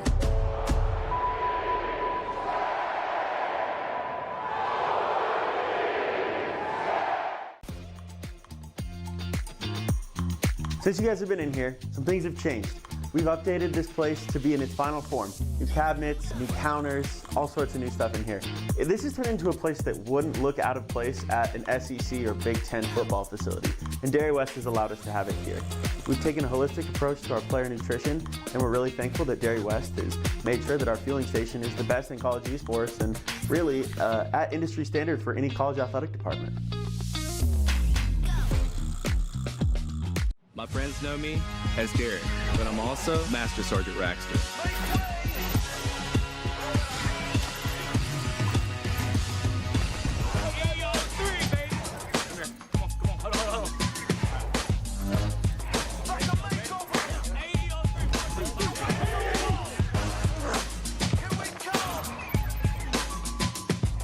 This is my life in the Air National Guard.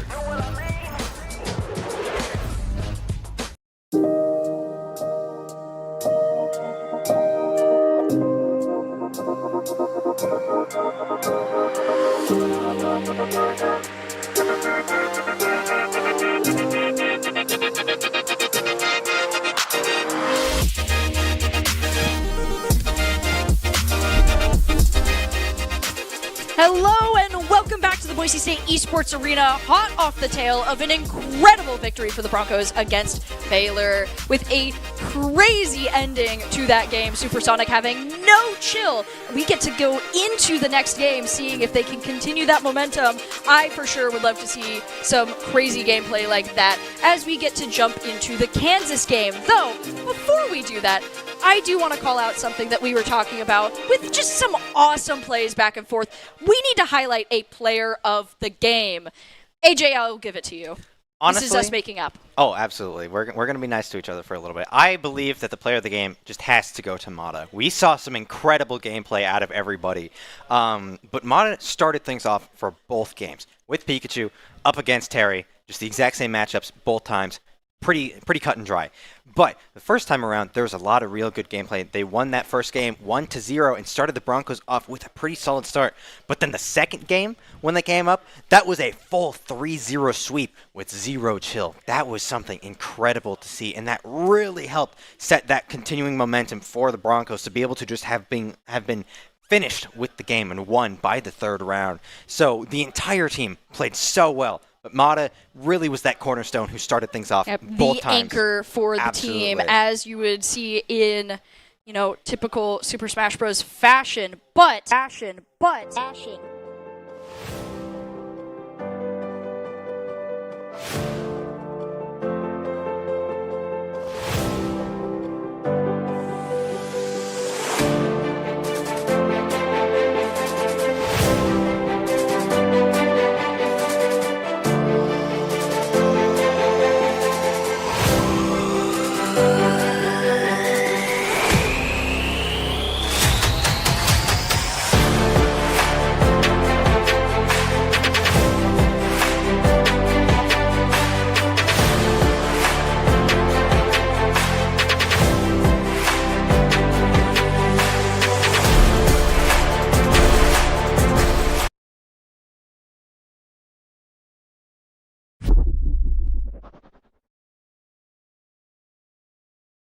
As I was saying before we went into the player of the game. We didn't want to miss anything with the transition. Exactly. Like, we got to show off the top 5 plays.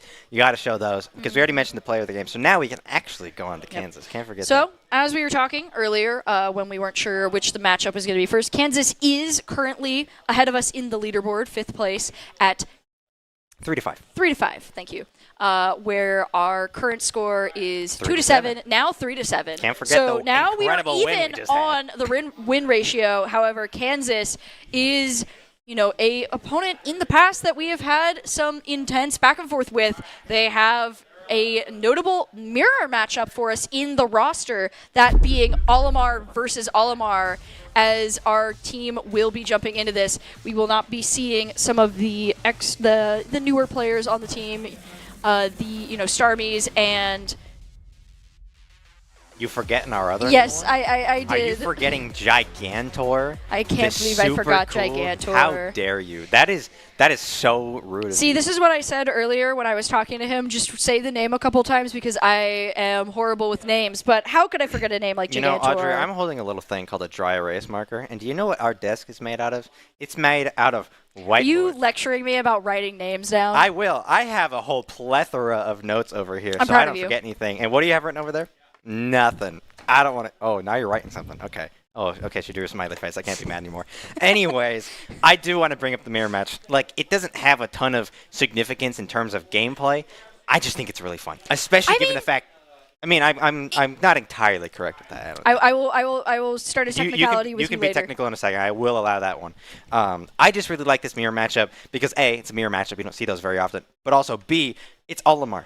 Barely anybody plays Olimar, and we're seeing an Olimar mirror matchup. That's not something you see very often, so it's always really true. Cool. Of all the mirror matchups you would expect, that is not the one. Though, the one that I do wanted to bring up on that technicality is, although it doesn't create like a technical back and forth of like, oh, these different characters have different strengths and weaknesses and you have to adjust based off of that. What it does put is a lot of pressure on player skill. And so mirror matchups are less about how does this character go into this other character and how do I deal with it. It's how do I outplay the person who also plays the same character I play? And so it honestly adds a little bit of extra, I would say, prestige to how that victory can go just because, you know, you want to be the better Olimar. Yeah. It almost makes it more like the other games that we have here. Less so in terms of Overwatch and Valorant because they're hero shooters. They have different abilities, but still relatively similar play styles. But with something like Rocket League, it's all about player skill. They don't have the power-ups. There's no special abilities. There's nothing like that. It's just pure gameplay with your car, and you got boost. That's all it is. And so that ultimately just goes up to player versus player skill. There's more to it, obviously, but from a surface level, that's what it is. And that's kind of what we see with a mirror matchup, is two people playing pretty much the exact same game. You just got to hope that you know how to play this character better, and you know your character well enough that you know how to counter yourself. If you know how to counter yourself, that is a great thing to have. And so hopefully, for Supersonic's sake, we're going to be seeing that he knows exactly and of how course, to the final piece of fun Olimar-specific mirror matchup is the amount of Pikmin screams we will be hearing from them being thrown. As if you think one Olimar is a lot, well, this is all we will be hearing if we get the mirror matchup. That's an if. We put a lot of emphasis on this, but we don't even know if we're going to see it just because of the nature of the planning of these matchups. And there are other characters to be wary of and to keep in mind. We know from previous matchups that we've seen a Peach, a Pokemon trainer, and a Ness, all very interesting characters. You know, we see Ness just as that character everyone knows for PK Fire, the other loud character, always shouting out what's going on. And then, of course, Pokemon Trainer with the variety of different attack styles that they have under their command. And like Daisy that we were calling out earlier, Peach, same shenanigans to be worried about. It does make this game a lot more exciting, given the fact that we're not just going to be seeing punchy people the entire time. There's actually going to be some variety in the types of characters that we're going to be going up against, so it's unlikely we're going to see a huge switch up in our personal picks for characters. I mean, last time, instead of playing Pikachu, we saw him how to pick the Greninja, so there could be a little bit of a difference. But for the most part, we're probably going to be seeing more usual Boise State stuff. But they're not just going to go up against punchy people this time, which might honestly be a not great thing for them because they've gotten so used to fighting punchy people after dealing with punchy people for two straight games. But it means they've got a little bit more interesting opponents. And I mean, these are characters that our team has faced off against before, so they're not unfamiliar with them, but it's definitely something you need to reset your mindset on. Though one thing I was going to joke about was that you were commenting on, you know, being excited to see all the punchy people. You like seeing them go back and forth. Did you get your fill before going into this game? I absolutely got my fill. So you're ready for the dessert of variety that you're going to get on top of that nice sundae that we have. And as we are going into this, we once again want to give thanks to ICCU for the continued support of Boise State esports. Thanks to ICCU, Boise State esports has won multiple national championships and piled up more than 1,500 wins. ICCU, looking after your daily balance. Visit iccu.com. I'm very interested to see what it's going to look like here. I do want to run things back to what we mentioned at the start of the stream. Considering I brought this up because I thought we were going to go up against Kansas first. It's no biggie. Stuff happens. But last time we fought Kansas was late October. That was like 5 months ago. So a lot can happen. That was like 5 months ago. It was. It was 5. Okay, I got it right the second time. That's actually what I maybe not. Maybe not. You fact check me while I keep talking. But there's been a lot of changes, especially in our team's roster. New gameplay styles, new characters getting brought out, new players getting brought out. It makes for a big variety. And like we've been seeing with their general improvement, our team has been getting better. And so that means we have a better chance going up against Kansas. But at the same time, lots can happen since then for Kansas. They also have had time to improve. It's not like they haven't been playing games too or something. No, they just sat back and relaxed. I mean, they did have a couple bye weeks, but they did in fact play their games. They're a also, rusty. You were close. It was 4 months ago. 4 months. You know what? 4 or 5. They're basically the same number.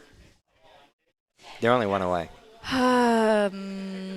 Nope, we're not going there. We're not doing that. We will focus on the match. I am not going to say that a 1 month is like 30 days. That's a lot of time. Oh, I just meant like the numbers themselves, not the amount of months. Yeah, 4 months and 5 months are in fact two different numbers. I'm having a great time. I'm sure you're having a great time Speaking here. of a matchup, We are going to not being. We're probably not going to be seeing Gigantor this time around. It's hard to say because we haven't seen our rosters quite yet. But we had some general intel that it was likely just going to be one game. But considering the fact that Starmies swapped them out during the second round, it is possible we are going to be seeing another Gigantor and another Starmies. So I am hoping that we do see more variety because I love seeing all of our players playing who they love best. So it's always good to see our usual picks, but, I like a little spice sometimes. Yeah, and I think that is the one interesting thing about like games against teams that you have a lot more back and forth with. So like with Kansas, Baylor has been the team that has been looking for their opportunities. Kansas is the one that we are like the closest in matchup with right now. So there is for sure going to be variety. As we get ready to jump into the matchup, we can see it is in fact going to be Pokemon Trainer versus Olimar. It will not be the mirror match this time around. Very sad, but that's okay. We did project the idea that we would likely be seeing a Pokemon Trainer, and here we are, being right because we're so awesome like that. Absolutely. Getting into this matchup, we see the swap from Squirtle into Bulbasaur fairly quick. Actually, Ivysaur. How could I mess that up? I definitely didn't forget his name and was hoping you would say it first. Well, you're welcome. I happen to really like Pokemon, but not as much as Pokemon Trainer right now, getting some intense damage off and going for the potential left guard with Charizard here. Ooh, that's a rough start to be seeing things. I always forget about how scary Ivysaur is when you're up in the air, and we definitely saw the extent of that, nearly losing that stock early. But now we see they were sticking with the Charizard, but now switching back to the Squirtle for that early on damage, and then going straight to the Ivysaur. Chip damage going through. Great opportunities there for the Broncos to get that damage up before Kansas can find an opportunity. So 119% right now. Supersonic is in a good spot to make some change, and right as I say that, taking down that stock. Good place to be, and now we see Pokemon Trainer starting things off with the Charizard. Dodging over the Charizard's attacks and staying away, creating some extra space, playing with a little bit of danger on ledge, but we've seen Supersonic is not afraid of that, getting the combo off and bringing himself to the lead here from damage, dodging that attack through the platform. Do we think the Fire Pikmin do anything against the Fire Lizard? It does seem like they're doing something. I don't think the type advantage, unfortunately, can save Kansas from the onslaught of Pikmin. It's just a slight advantage. Fortunately, we do see Supersonic definitely favors the purple Pikmin, though Charizard is also purple, so who's to Purple say? Pikmin versus Purple Lizard, who will win? We'll see here. Dodging, going for the attack, almost had the shield broken. That was quite the shield hold right there. And Kansas going in for a powerful attack, is going to get a quick stock knockout on the Broncos, but needing to be careful here on ledge at 112%.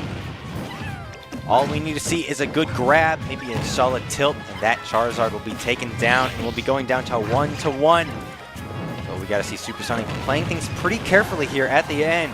We do see a pretty solid shot, but Charizard does survive. Now holding strong, as you would expect a heavier character, but not for long. Able to get the throw off and knock out Kansas to their last stock here.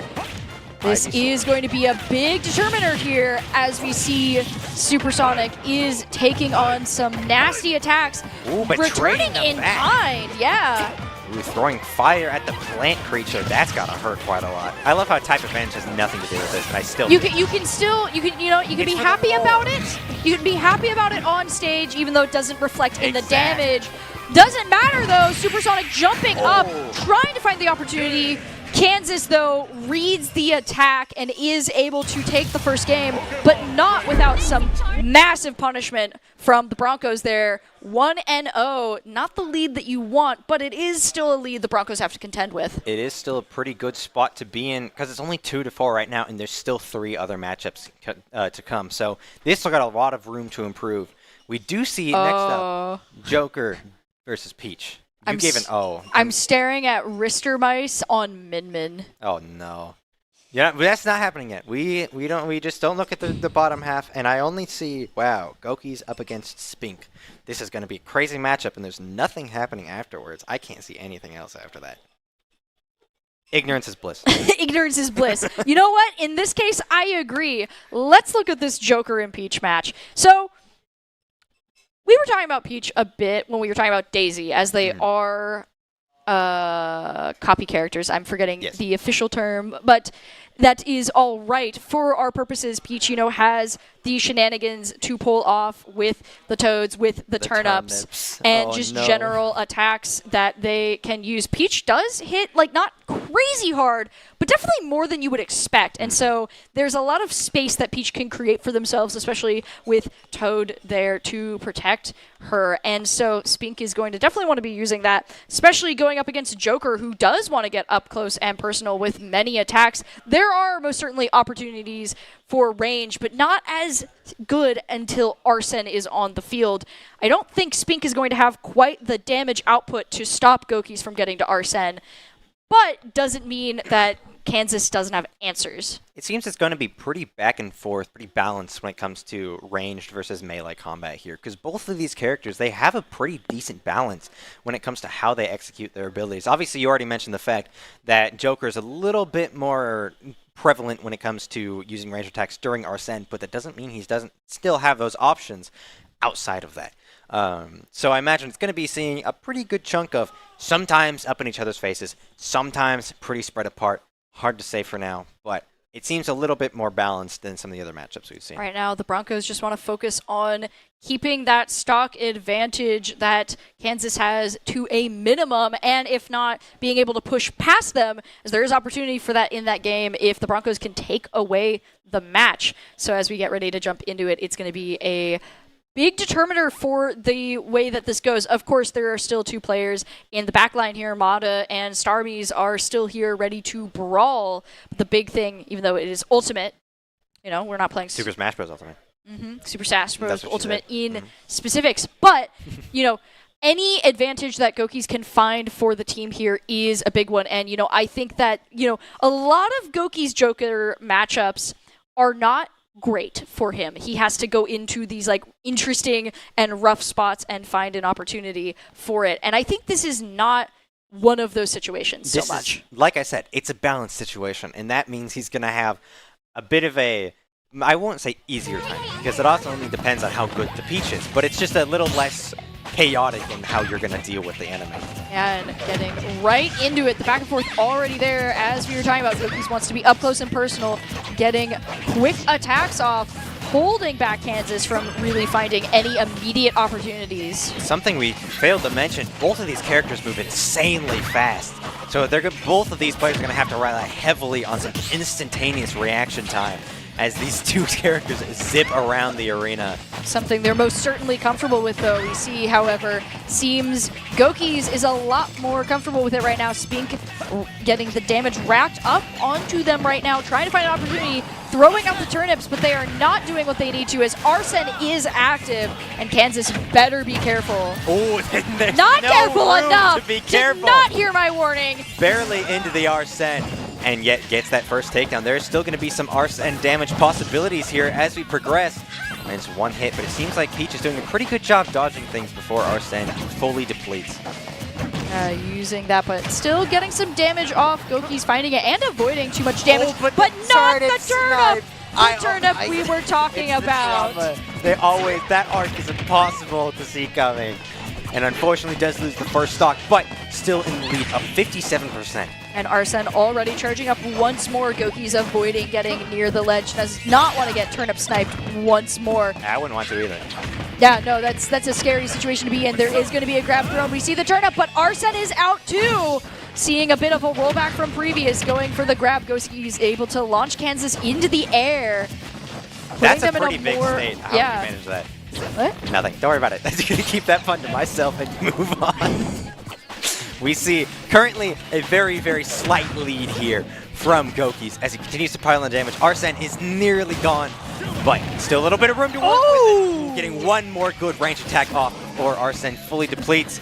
And now has a decently significant lead as the damage continues to pile on and takes down that second stock. Now putting Boise in the lead yet again. Peach isn't ready to go down too fast. As it goes for the smack, knocking Gokis out. Just enough distance away from the stage that knockout was feasible. And now 1-1 here. Kansas holding on the lead, but Goki is not ready to give up yet. We have seen so far that the Broncos have been able to get the first knockout, and we see looking for that opportunity, and Kansas is too, but Arsene once again enters the field. Arsene is going to have to be what Goki uses to balance things out, because Peach has dealt some pretty hefty damage to him. But he's going to be able to return it with the use of his Persona with a heavy combo. Actually taking the lead so far. Peach is able to stall things a little bit floating in the air. But there's still a little bit of Arsene left. He might be able to get 1 or 2 more hits out with it. Ooh, but it's not quite able to, as the turnip.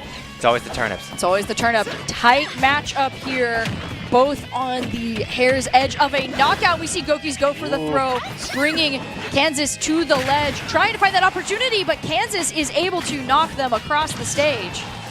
It's getting real close. 118 to 117. They're both using their shields very, very effectively. Tries to get the knockout with the turnip. Throws another one into the air, hoping for the knockout. But as Gokis tries to dodge, it rolls onto stage, and Peach gets the kick, taking the second win. Things are currently looking 4-8 in the Kansas favor.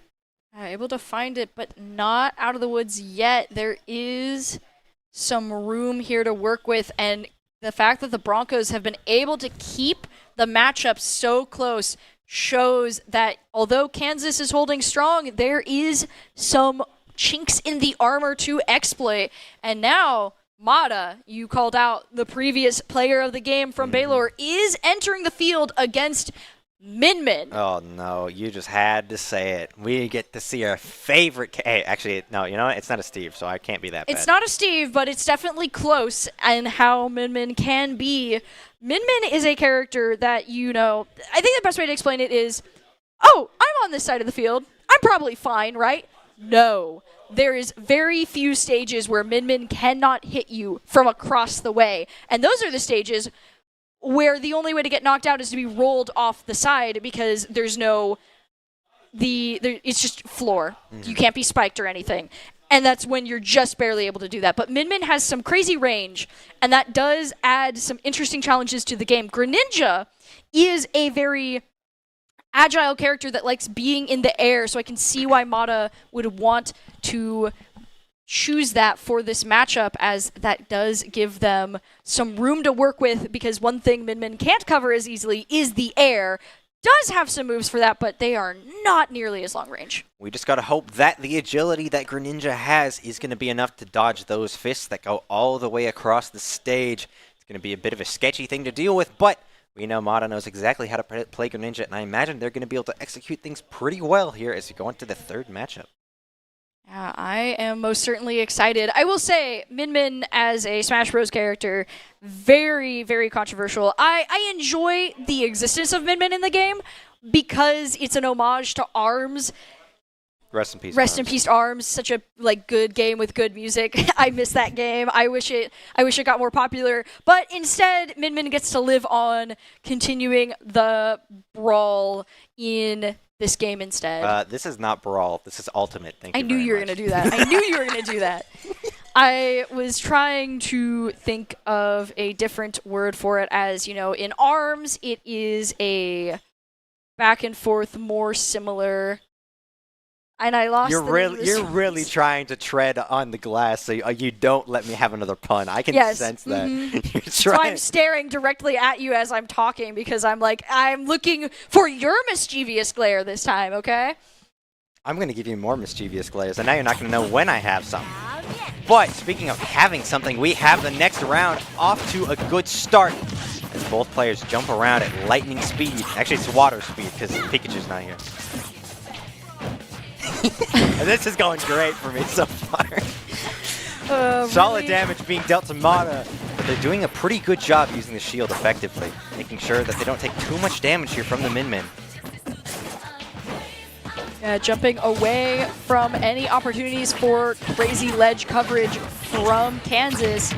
Now able to get the combos. You know, Min can't hit you if you're hitting Min, so Pretty solid strategy here from the Broncos so far, just continuing to dodge any nasty attacks and not getting trapped, using grabs to throw Min Min off the ledge, though solid recovery does make it a little bit harder. There's still plenty of opportunities as long as you keep the momentum going.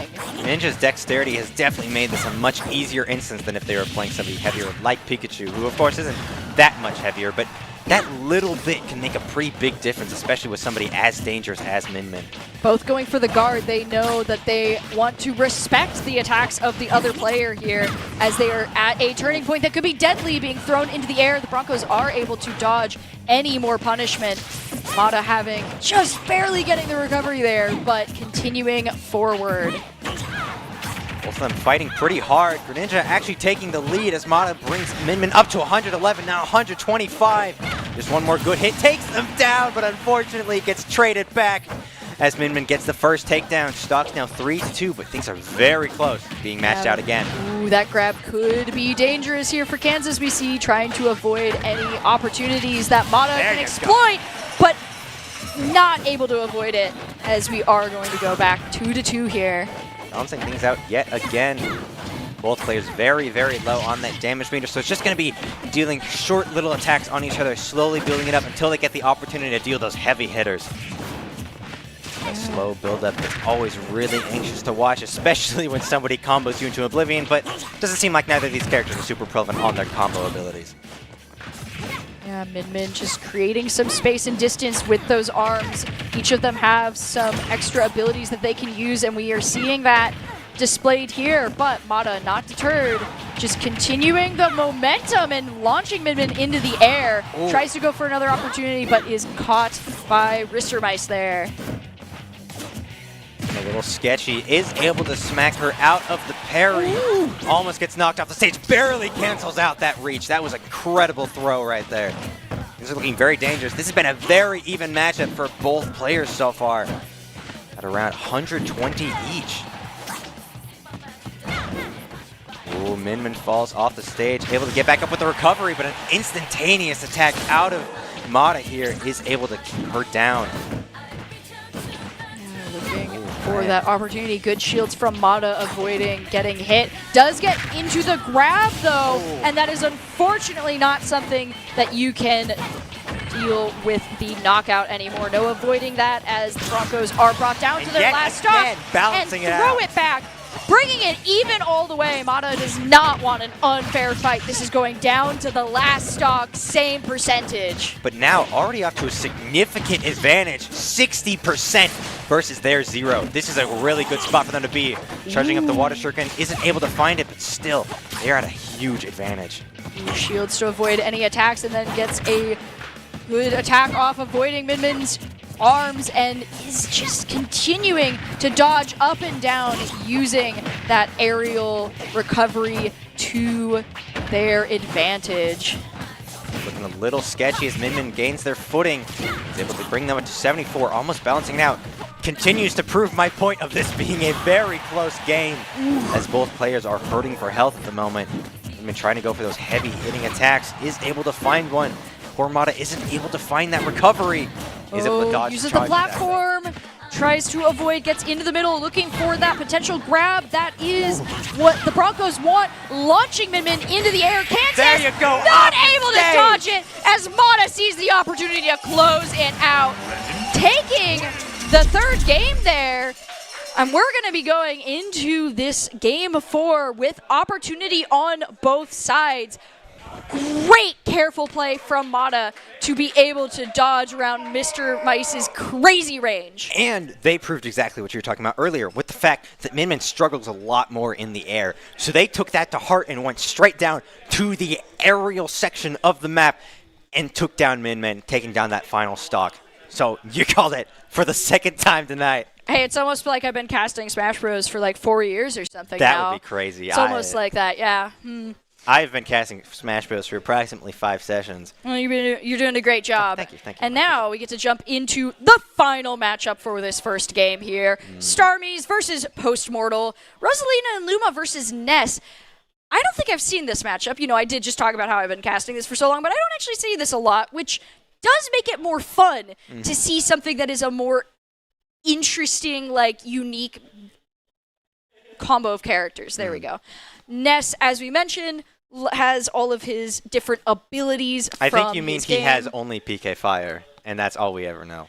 This isn't even me saying that Ness players spam. It's just the only one you can really tell. You know, I will say that would be true in some cases, but what I was going to call out is that doesn't happen so much when we get into collegiate, because you do need to actually remember what the other abilities that Ness has in his roster. But, you know, essentially has his own array of little spells, you know, just different PK variety of abilities, PK Fire being the one that everyone knows, and had varying different ranges that Ness can do.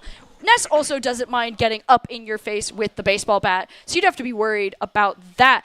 But as we were talking about with Rosalina and Luma in the previous matchup, has similar variety as well, and just hits harder, though being...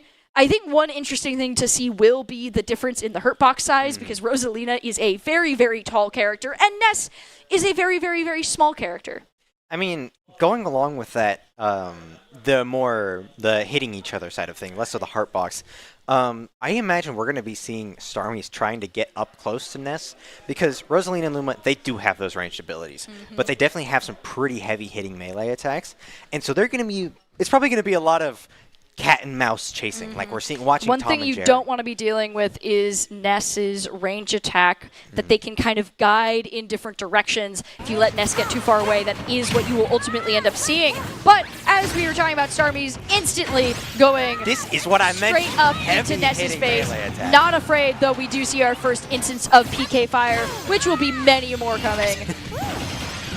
Oh. But maybe not if Starmies continues to play like that, denying Ness a lot of opportunities and bringing it already up to 99%. My goodness! That was a crazy Never start.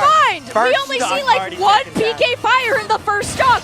Is this even Ness? What are we watching? Maybe this is a different Earthbound character. It's hard to say.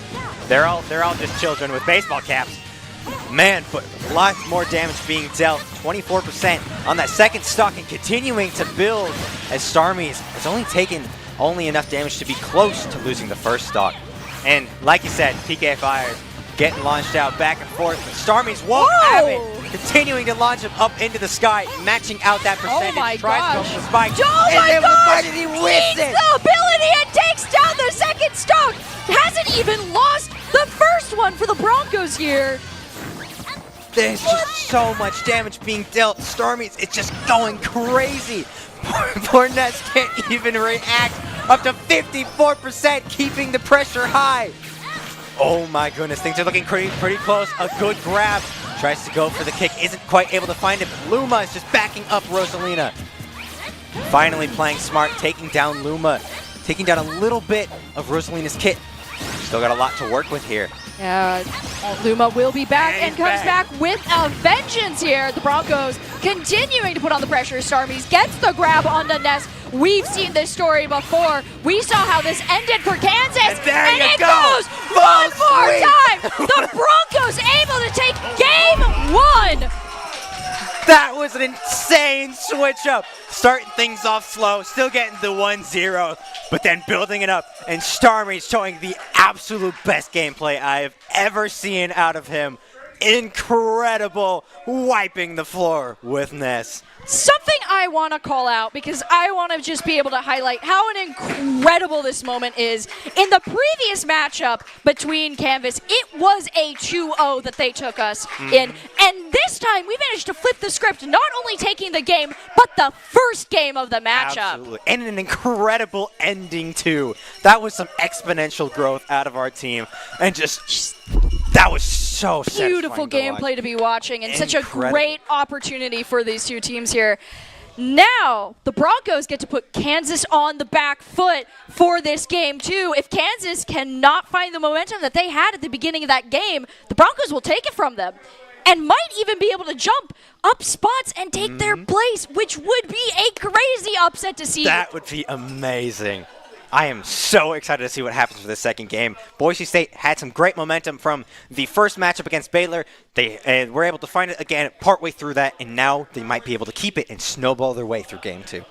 Wonderful to see, but of course the Broncos will need to take a moment to rest, relax, and strategize as they get ready for this matchup, as there is a lot of that in between they have to keep in mind as they're getting ready.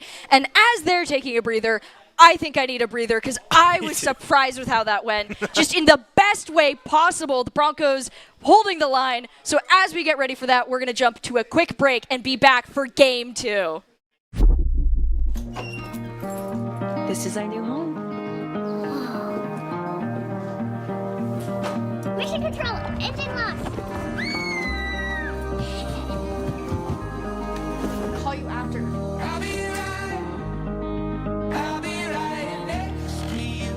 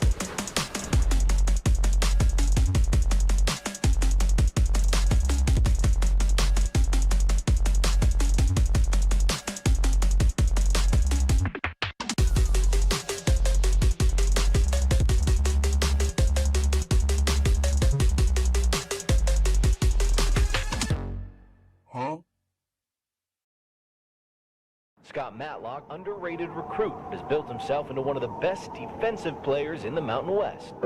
What would you do if you couldn't fail? Would you see every setback as a catalyst to keep going?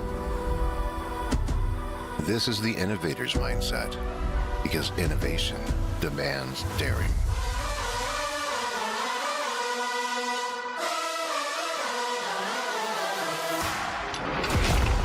Is finding thousands of ways that don't work, and the one that changes everything.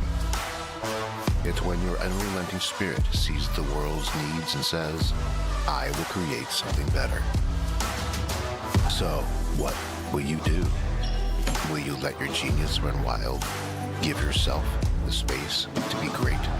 Set your sights on something even bigger, because we know changing the world doesn't happen by chance. It comes out of the blue.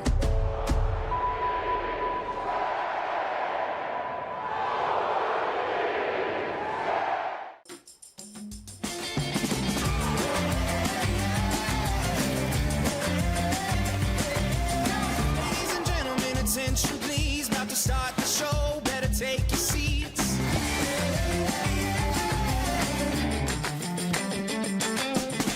It's time to let the curtain rise. We're gonna shake the room, we're gonna Now earn up to 4 times the rewards with the ICCU Premier Rewards Visa credit card. It's the credit card from the credit union you love. My friends know me as Derek, but I'm also Master Sergeant Raxter.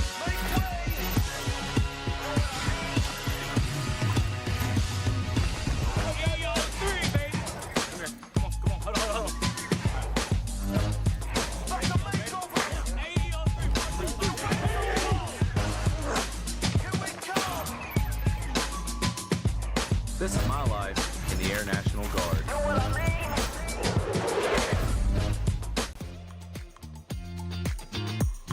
Since you guys have been in here, some things have changed. We've updated this place to be in its final form. New cabinets, new counters, all sorts of new stuff in here. This has turned into a place that wouldn't look out of place at an SEC or Big Ten football facility, and Dairy West has allowed us to have it here. We've taken a holistic approach to our player nutrition, and we're really thankful that Dairy West has made sure that our fueling station is the best in college esports and really at industry standard for any college athletic department.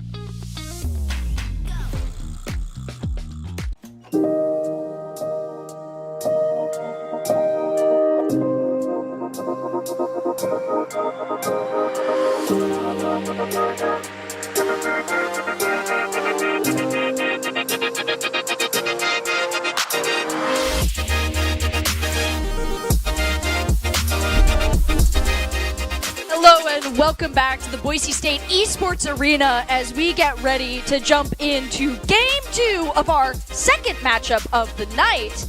After a crazy ending to that game, Kansas having the momentum at the beginning, and the Broncos pulled it away with them with 2 crazy second games for that, taking away the victory from Kansas that we weren't necessarily expecting, but wouldn't have been surprised because our previous matchup against them was a 2-0, and we have now brought them to match point. Coming off of the game from Baylor as well, where we took that 2-0, shaping up to have a crazy hectic night for wins and back and forths as we get ready to see how this Game 2 will unfold. There is some very, very solid momentum that our team has at the ready. And going off of that, they have the good energy. They got the good vibes. I bring this up a lot because I feel like we never see it and you don't really focus on it. So I feel like it's really important to bring up is these games are a lot about focus and about motivation, concentration, any words like that you can think of. The mindset is so, so important. And if you feel like you're doing bad, that's going to make you play worse because you're just not even going to be putting that full effort. But when you're in this situation, when you're doing so well, that keeps you motivated. That keeps you to continue pushing at your best. Of course, I always have to mention this as well. Don't get too cocky because that can always be a fall.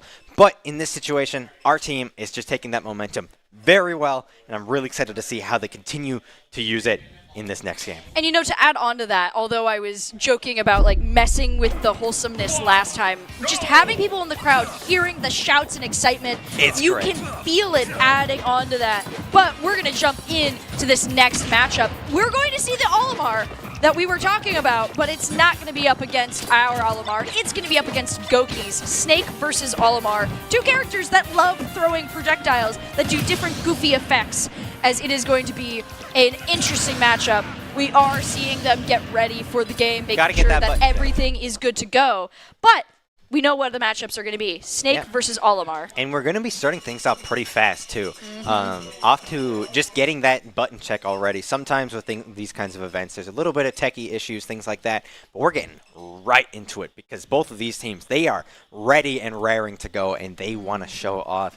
Boise State wanted to keep that momentum. And Kansas, they want to make that comeback. Yeah, and getting some adjustments for the team right now. Raisin Loaf on the Olimar is going to be a new matchup for us to see now, and Snake as well for this. The big thing is that both characters honestly have a similar idea of how they want to handle things, but just how it gets executed slightly differently. They want to get in, get those grabs after throwing a copious amount of projectiles. The interesting thing, though, is that Snake's projectiles actively counter the Pikmin, because when you blow them up, there's no more Pikmin anymore. This is a really good spot for Gokis to be, especially because he has those timers, and with the grenades, the C4s, everything, and so that gives him a chance to hope that poor Olimar forgets. Oh, and barely dodges his way back on as his recovery got canceled. This is some heavy damage being put off by the Olimar here. The big difference is, for once, I might say, Olimar has some of the scarier attacks damage-wise, and we do see that on display. Gokis is going to get knocked out, but not after getting some solid combos, jumping right back to the arena and throwing Kansas off the side there. Raisin Loaf is going to get the recovery, but there is some opportunities here for Gokis to get some more damage off. Speaking of damage, hits him with a good kick, drops a grenade behind him in hopes of being able to use it, isn't able to get the timing off well. Continues to try and pile on the hits, preparing more projectiles, able to land another grenade onto poor Olimar, as well as another roll. Things are going really well at this point. Tries to hit him with the RPG and lands it as he bounces off the stage, taking off the first stock. At 71%, the Broncos need to be careful here, but using those platforms, setting up some grenades and throwing them to get extra room to work with. Unfortunately, going to get hit by your own grenade, but hey, when you work with them, you know you got to deal with the projectiles sometimes yourself. Kansas holding strong right now. Oh, got a lot of control, and that is going to be a stock knockout onto the Broncos. Still some time to work with, though, especially as he knocks Olimar off the stage. Olimar very quickly regains control of neutral as he gets a very heavy combo put onto Gokis. Finally getting the chance to resume his projectile onslaught. One of the grenades, taking down some Pikmin. Another hefty roll. Just trying to deal as much damage as he can. Hopefully taking down another stock. Launches himself up into the air, but is able to keep the damage pretty even. Yeah, being a little more wary of Raisin Loaf here.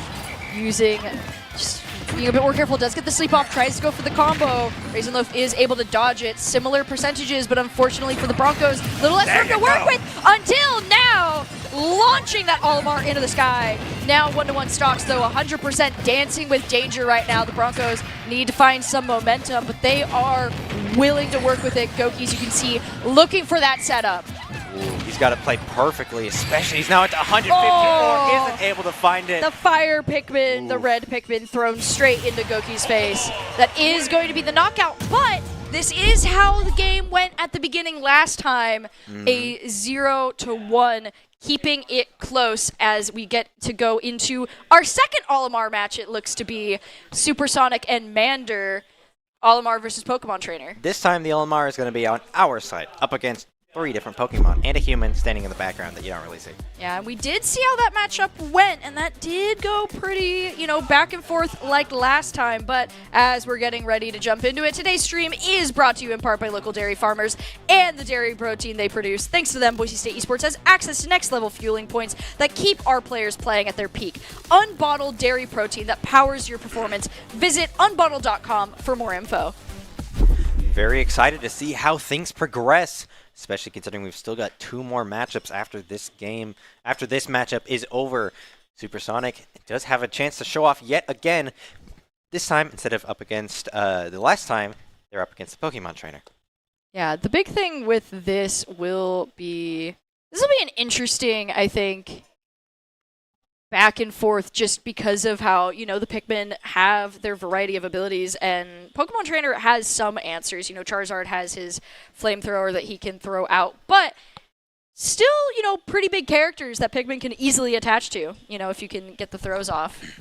I think both of these characters are just very complicated in the fact that they have a lot of different things. Yeah, they have a lot going on, and that is one of the things, you have to be aware of when you're going up against Pokemon Trainer, and especially when you're playing Pokemon Trainer. Yeah, with Olimar, it's more of an internal, he has different Pikmin. They all do different things. You got to be watching who is in your queue and how to properly use those Pikmin. And then, of course, the longer you have them, the better they get, so managing the timer, yeah, there's a lot going on. And then Pokemon Trainer is a little bit more general, with just the fact that each of the 3 Pokemon have different play styles and different attacks that they do. So both of these players need to keep in mind how each of these little facets work, and it means that both of these players have relatively complicated characters that they need to play. And so this is putting them in a decently balanced point when it comes to the complexity of their characters. So it's going to go more onto just skill yet again. And as we jump into the matchup, we're getting right into it. Squirtle facing off as the starter Pokemon per usual here. Olimar is taking some punishment, and Ivysaur is going to try and follow it up. Has some solid attacks that hit quite far. We see, having to dodge around it. The Broncos avoiding it, using the platforms to create some little extra space here. Shields able to get the combo off, throwing Ivysaur into the air. Ooh, that whip always catches you off guard. If you get hit too hard by that, you're going down.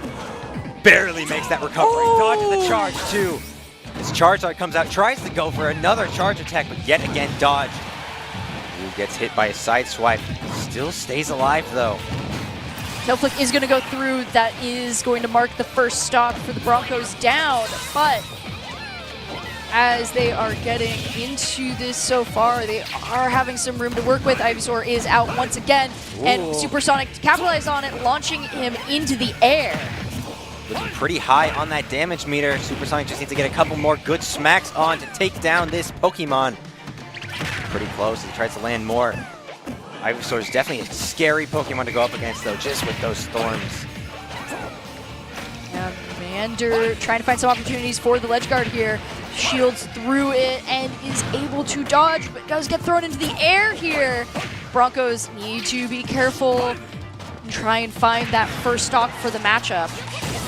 Oh, right as Charizard comes out, almost knocks him out. Things are very close. Gets back up towards neutral stage, and things are looking very close. But Charizard is the heaviest character of the bunch, so he's going to be the hardest to knock off. Still can get sent pretty far, especially high on that damage meter. He does miss that charge attack. Olimar is taking advantage of his size and his speed, being able to dodge around Charizard. Try not to take too much damage, especially as he's got lots of flowers on his Pikmin. And a good snipe up in the air. takes him down, balancing things out 2-2 yet again. Starting things off with Ivysaur. Yeah, swapping out the Pikmin as well, getting a different loadout. Tries to dodge the attack on ledge, but it's not going to be enough. Olimar brought down to 1 stock. Supersonic trying to get the read, just not going to go through. Kansas having some confidence here, trying to go into the middle and grab Olimar, but it's not happening. Good combo coming out by Supersonic, dealing quite a bit of damage. Both damage meters are pretty even at the moment, around 40%. Trying to trade that damage, but only gets about half of that spin attack off. Ooh, the whip comes out. Still able to survive, but now Charizard is here, and that is probably the nastiest combo of Pokemon I have seen. Kansas taking down Supersonic. Things are now up 3-8. Lot of answers that Mander had in that moment, and it is going to change the score into a slightly different direction than what we saw last time. Kansas creating a bit more of a lead for themselves, but we are going to the second half of the matches, and that is where things got crazy last time. Starmie's is going to be jumping in before Mata this time around, and Starmie's will be the one facing off against Ristermice's Min Min. It is going to be interesting, but Rosalina Luma, once again, instead of being the very agile character that gave Greninja that point of advantage, Rosalina Luma is very up in your face. And we always talk about how important Min Min's range is, with the fact that they're a melee character who can hit further than most other melee characters. But if you're going to be up in her face most of the time, it's going to be hard, especially considering I see how Starmie's plays. He jumps a lot, and he is moving around a lot, and it makes things very difficult to keep track of. And considering how Min Min usually just moves around pretty fluidly, it's going to be pretty difficult. I would say my one big worry for Starmie is just looking at this matchup is, once again, Rosalina being a very tall character does mean that there's a lot more room for Min Min to hit, any attacks. Like, Min Min has the circular attack. There's just more room for the hurt box, and that does give Min Min a little more room to work with. I think that won't be like the determiner, but I wouldn't be shocked if, while Starmie's is trying to jump around, getting caught off guard by that. Not off guard per se, but just getting caught by that, because that's just how the interactions are going to go. However, I think this is a very interesting matchup. Another lesser seen matchup, as Starmie's playing Rosalina is just not something I see among the rosters that we have. And so any matchups are kind of fun, new experiences with, Starmie's joining the team here. But Ristermice definitely, I don't think, is going to get any easy wins off of this. It's going to be quite the back and forth. It is kind of a tough spot for the Broncos, though. Currently looking at 3-8. They're falling a little bit behind on the points. They still do have a chance to make that comeback, but it's looking a little scary. They've got to play really well. Having Mata there at the end as that anchor is still a good spot to be, though. They absolutely need to get this win with as little stock loss as possible to create that momentum. The closer they can bring the scores after this one, the better for setting up for the final one. And as we are setting that stage, as we were talking about, we are going to jump into the matchup here. And like you said, who could have guessed Starmie's right up in Feeling a heavy combo to start things off at 56% now, putting Ristermice in his place. Man, this is a great place to be for Starmie's, just showing off today. Finally, poor Luma gets taken down as the first of the damage gets put onto Rosalina. But continuing it, what a great start. An incredible way to get things started, taking down that first stock with barely taking 30% damage. Finally, though, Ristermice is able to make that distance, but immediately afterwards, wow, just getting back up in her face. This is doing such good damage and making it so hard. Creating some great pressure there. Ristermice just does not have room to work with. Kansas holding strong. Longest shield I've ever seen. That's so funny to watch there, but not enough. Kansas still put on the back foot here at 89% on their stock. Starmie's comfortably still below 100 on the first stock. Not what you want to see if you are Kansas right now. Continuing to keep that lead up at 100% now. Another good hit launches Min Min off the stage. When she's stuck there in the air, that's a tough spot for her to be. Starmie's tries to catch her as she's getting back on a neutral stage, isn't able to find it. And damage is getting traded back by Min Min. Tries to get some extra attacks off with Luma. Does get punched off the side. Crazy angle there. But Rosalina is still in the fight.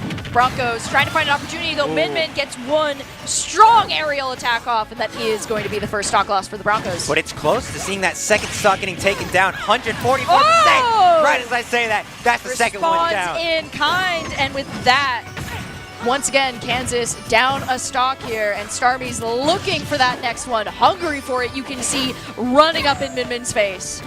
Poor Luma is not having a good time tonight, though. Constantly getting smacked by the arms. But Rosalina is still doing a good job staying alive in tandem. Gets a good hit to start things off. Trying to balance out those damage meters, especially with a good grab. Oh, we're going off the stage! Oh, she misses the recovery! That was an incredible place to be, and that was your unbottled play of the game. Presented by local dairy farm families. Perform, refuel, recover, repeat. Visit unbottled.com to learn more. Having her whiff one of the best recoveries in the game and taking with a 2-0 win. This is the exponential growth that we saw last game, and we're continuing to see it get brought out. That was just a great play. Starmies has been showing some great gameplay for the Broncos.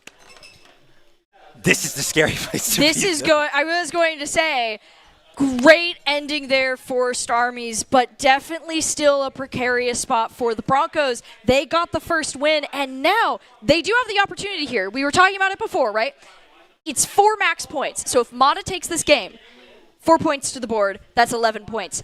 If Spink manages to get a win, actually, I think it's just straight up whoever wins gets this. It's if he's able to get if Spink is able to get 2 stocks and Mata wins, we'll be hitting a tie. Exactly. Otherwise, it's whoever wins wins. So this is a situation where it's kind of hard to say where it's going to go. It could be our potential first tiebreaker that we would be commentating over. You know, not the first tiebreaker probably of the entirety of the PEC we've seen so far, but this is an interesting spot here. If Mata is able to play very carefully and effectively on Greninja against Peach here, it'll just be a complete Bronco win. But Spink does have an opportunity to pull some shenanigans. Even if Spink can't find the win, tiebreaker could be the results here. Exactly. So this is a much more careful, calculating type of match that we're going to be witnessing.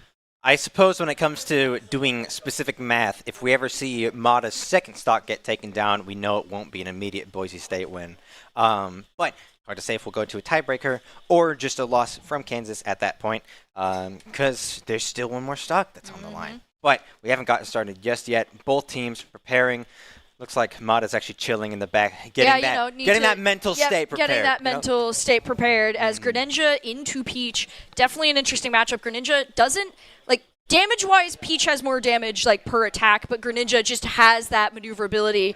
Big thing is going to be, like you said, watching the turnips last time, we saw how deadly that could be. I think in general, I don't have an immediate, this is the most deadly thing that this person is going to have to worry about, because there's a lot of, Greninja's fast. Greninja has a lot of good attacks, has that good range. Peach, at the same time, has the turnip, just kind of shows up, and you're like, oh my gosh, hits you, and then suddenly way more damage that you would ever expect from a princess smacking you in the face, but that's Peach for you. Well, I think something that is important to note is we talked about Hurtbox just with the last one, with Rosalina being really tall up against Min-Min. It is important to note here again, because Greninja is a much smaller character, and thus it's going to be harder for them to get hit with those turnips. So sometimes we might even see the turnip sailing right over Greninja's forehead, and that could be a really big advantage. And I would not be shocked if we see it, as we do already see the turnip go out, but Mata is not going to let that happen immediately on the counterattack. Both teams sizing up their opponent to see what this matchup might look like. Kansas getting the first grab, trying to throw Mata off the stage, looking for a quick knockout, but is not able to find it. Mata able to dodge around those opportunity attacks. Lots of great shielding getting brought out here by the Peach, especially with a great counter with the Toad. Brings out the turnip, but isn't able to land it as Greninja goes sailing over her forehead. Ooh, yep, going for the sneaky slide in, and then the combo on the side! Almost a knockout, but Kansas able to dodge it. Spink is not going to let that be the immediate knockout, but Mata has fired a warning shot, and they better watch out. Ooh, that nearly was a crazy takedown to start out the round. Another good grab. Peach is hurting real bad, especially with the Shuriken. That's the first stock down. First stock down. Broncos setting the tempo for this matchup.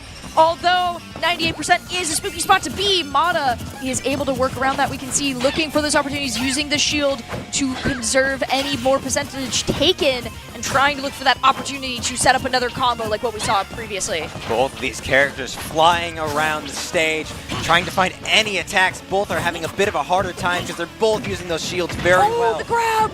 Ooh, still staying. Oh, the turn up! Like I said, the hurt box being a little bit shorter just saved their life. If not for a little bit, that's just going to be a little bit of an advantage. Once again, tries to go for the turnip, is able to spike it, but still stays alive. Not enough. Oh, Ooh, it's gonna Mata be gets close. launched into the air. Actually, really probably Man, the ledge best guard way. is Oh, the turn up nasty. this time. Can we get the recovery? And we do! Back up on stage. Oh, but immediately after that was the nastiest Tugging case my of the ledge heartstrings guard. with that back and forth. Yeesh. Still, though, at an advantage in the lead at the moment when it comes to these rosters. 50% to 0. Mata is in a good spot. Unfortunately, they have to get 2 stocks without losing 1 if they want a chance to win this game. It's a very scary spot to be, but still continues piling on the damage, now to 63%. Peach pushing towards the ledge yet again, but isn't quite able to find much out of it. You know, Peach's ledge guard abilities are very, very tough. But finally, Mata is able to learn what exactly Peach does. Launches her up into the air, but still isn't able to find it.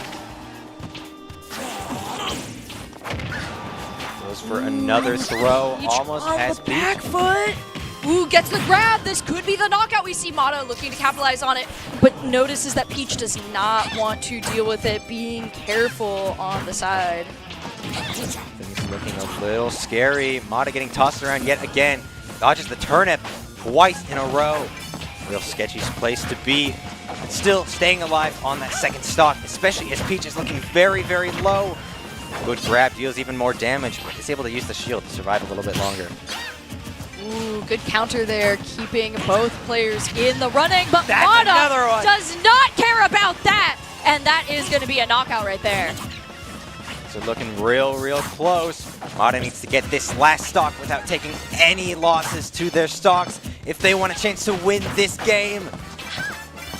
Very, very close. Starting things off very strongly at 39%. Yu continues to put on the damage. Peach is trying to use the shield to the best of her ability. Oh, not holding back, dodging. As we mentioned, this is a crucial stock, and Mata is holding on as best as Mata can of dodging the turn up, going for the teleport. Might not be enough, still stuck in the recovery, grabs the turn up in midair, denying that potential knockout there, but still having to dodge. Able to get to stage, but it's not enough. It is a 1-to-1. If Kansas is able to find it, they will be able to get the win. If the Broncos can bring this, we will be going to the tie. Mata not going to relent, however, prepares the shuriken. Peach just barely gliding over it. Ooh. Mata's got to play real well here, but is still in the lead right now. About 70% advantage. Oh, This is a heavy combo right there. Oh, tries to go for the counter. That Mata will not be tricked again by that and throws Peach into the air instead. Now off the side, looking for that opportunity. Mata sees where their knockout might be. Kansas trying to dodge around, does not want to get locked into any combos that could result in the Broncos taking this. Ooh, but 120%. Just a couple more good hits. And there it is! There it is. Mata taking the game, bringing us to our first tiebreaker of the season. All right, for those of you who are not aware of how this works, Which as is we me, have brought it up actually. before, that's all right. Anytime that you would reach a tiebreaker in the duels format, you go to a 1v1 duel. Winner takes all. Both teams get to field a player to contest for that victory. So this is going to be a champion versus a champion to see who takes this home. Kansas better be careful, as right now, if they can't find this win, it goes to the Broncos all the way. And if Kansas finds this, we are going to a Game 3. This is bringing up my nerves quite a lot. I am terrified to see where this goes, but like in the most excited way possible. Yep. And you can see right now the Broncos are deliberating in the background, as Kansas would be on their side too. They need to pick who they believe has the best shot of taking any of the other opponents right now. And you can see that is a big, important discussion for all the players to figure out right now. Maybe the Broncos are going to bring Clear out with a absolutely out of nowhere. Hey, let's bring you in to see what happens. Yeah, they have to decide. And it's not an easy choice to make. I don't blame them. And also the first time that we've encountered this, at least on stream. Last I checked, it didn't happen during any of the games off stream. But for this game, you know, it's a new opportunity. And I would not be shocked if we're looking at who it's likely to be. It's looking to be Mata. Mata is not a great surprised here. Mata being the kind of anchor for the team, and if you're going to put anyone into the 1v1, it would be the anchor of your they're giving them a pep squad. talk. I think we're right about that. Ooh, scary, scary place to be, but we got to guess who's jumps into from that last matchup into the next. I'm expecting to see either Ristermice or Spink. I would not be surprised. Min Min is nasty, but Peach, she's just on another level. Yeah, Peach has some scary stuff to deal with, and I would not be shocked. But I mean, I do think there's some opportunities for perhaps Mander as well. I wouldn't be shocked if they avoid Olimar. Olimar just has a lot of issues with different characters just due to low damage chipping. But we never know. We never know. And this is the thing that we're going to be jumping into, just new experiences all around for our team here. But what a great way to go from our previous matchups. We went from being 2-0'd by Kansas in the last game to bringing it all the way to a tiebreaker in the second game. That we won the first. That we won the first game. What an amazing back and forth, showing how the Broncos' continued adapting and growth throughout the season really have played off. And of course, as we get ready to go into this, it's all going to culminate into this game here. I'm very excited. I really want to know who they're going to go up against. I'm so curious. I'm probably not going to like the answer no matter what, because all of whoever it is, it's going to be someone that we're like, oh no, they're scary. So yeah, I don't really blame you for that. But just part of the fun of the game is the back and forth and all of the characters that we might see here. And it is interesting because we also don't know who Mata's going to pick. Because it's true, it could be Greninja or it could be Pikachu. Exactly. I wouldn't be surprised if we saw Pikachu, just given the fact that that's definitely Mata's comfort pick.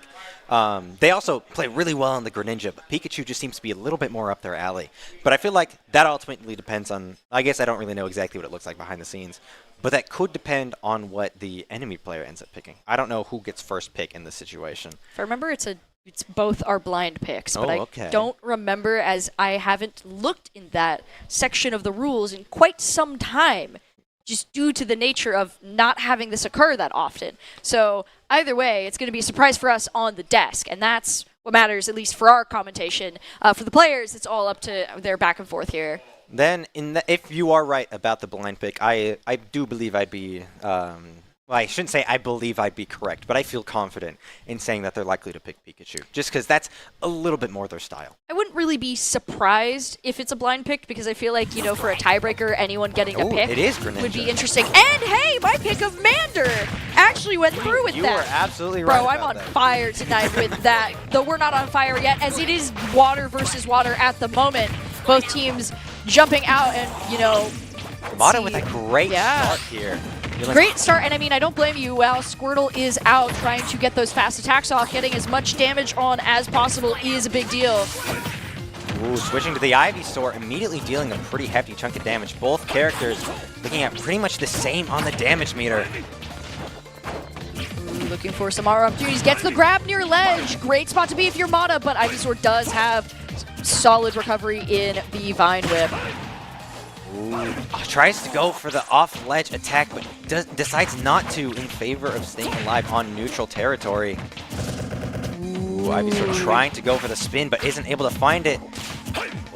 They're dodging real fast back and forth. Lots of good back and forth here, but Mata does get another grab off, throwing Ivysaur to the side, and we're going to see Charizard jump into the scene here. Kansas switching to the big boy, trying to lay on the damage and get some extra recovery from his powerful wings that he can use to bounce around.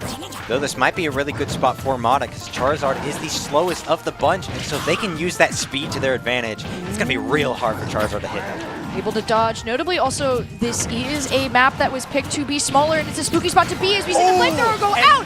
That does was not incredible. matter. And Mana knocking him across the side. And that is your unbottled play of the game, presented by local dairy farm families. Perform, refuel, recover, repeat. Visit unbottled.com to learn more.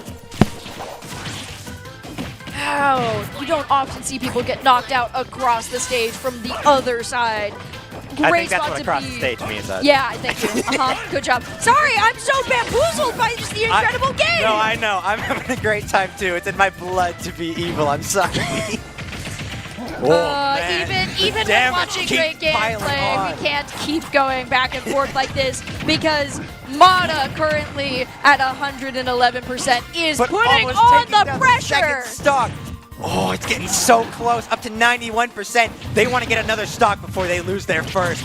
Oh, and they do get the throw upwards, but 91% to 0%. Mana in a very comfortable spot. We are going to swap to Ivysaur fairly quickly here. Probably and Mana, a good idea. Not concerned I have not that whatsoever. percentage. Yep, needing a little room, swapping straight to Charizard, trying to get that grab, does get the throw off with that. Mana doing a little bit of chip damage with the shurikens and dodging all of the big spin attacks. Back to that's an interesting pick because when you okay, you know what? Maybe they heard me talking. It's very interesting to see them picking the small characters when that high up on the damage meter. Ivysaur still makes sense with how terrifying that Vine Whip is up in the air. Man, the squirrel is dodging very around under the platform. Mana looking for another opportunity to get a grab off. Doesn't find it immediately. Goes near ledge. Much more comfortable spot for the Broncos than Kansas right now on that. Mander trying to look for an opportunity is going to swap to the Charizard. 150% needs to be careful. Mana showed it doesn't really matter because you can knock them across the stage. And there it goes, almost again. Barely using surviving. Just very careful, precise movement to get out of that knockout. But once again, warning shots from Mana. I can knock you out, and I'm looking for it. Goes for another charge shuriken, tries to go in for the immediate follow-up, isn't able to find it in a throw. Knocks them off stage. They still stay alive though, so decently low in comparison. Oh, That's the and there second it is! takedown. Across the stage again. Mana needs one more takedown to win up against Kansas. Oh, barely almost stays knocked alive. out, but avoids it in the same way Charizard did. Gets a little bit of flamethrower damage, but dodges through the ledge guard. Now up in between the platforms here, dodging around, but the claw swipe is going to be the knockout. 0 to 6, very close to percentage. It is still anyone's game. Kansas and Boise State holding out till the very end. They do not want to be the one to go down. Oh, nasty combo off the Squirtle though. Swaps to the Ivysaur, hoping to get some better hits out of harder swinging attacks. Oh, but Mana finds the opening, getting some extra attacks in. Does get stopped before they can get a true combo out and thrown into the grab, but not out of the game yet. Still scary, able to counter that attack. Switches to the Charizard, which has been an absolute pain for Mana, but continues to land a good combo, bringing the Charizard up to 84. Continues to toss him in the air. It's so close, 93 to 96. It continues building. Mana is looking to get every piece of damage they possibly can. Charizard able to block a little bit with goes the for shield. the kick, but it's Continues caught. to apply damage, knocks him off the stage, and he wins the the recovery recovery. fail. And The the Broncos Broncos get take the the victory. win.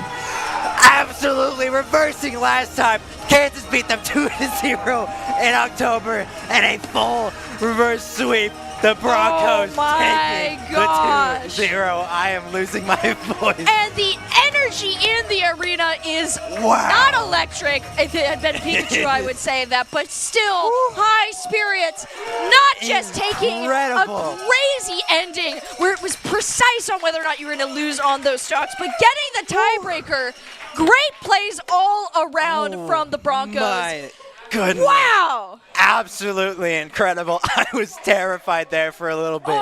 Mana started off strong. Mander took a comeback, 96% to 93%, and then Mana into the nastiest combo I've seen in a while and takes down that final stock, allowing Boise State to take the win. This is what we were talking about. Boise State had so much time to improve, and they showed that perfectly. This was 2-0 sweeps tonight, Audrey. This is showing exactly everything we could ever ask for out of a stream, and we're getting it right now. You know, I was going to ask you, hey, who do you think the player of the game is going to be? I think we know the answer this time. I would have to say definitely Mata, not only clutching the last of the 4 games, but then the tiebreaker too to bring it 2-0 for the Broncos. Now, we have finished out the games, but we've got a little bit more for you guys tonight. So we're going to get to see the player of the game. And then, after a quick break, we're going to do an interview. Thank you for watching, and stay tuned for all of that.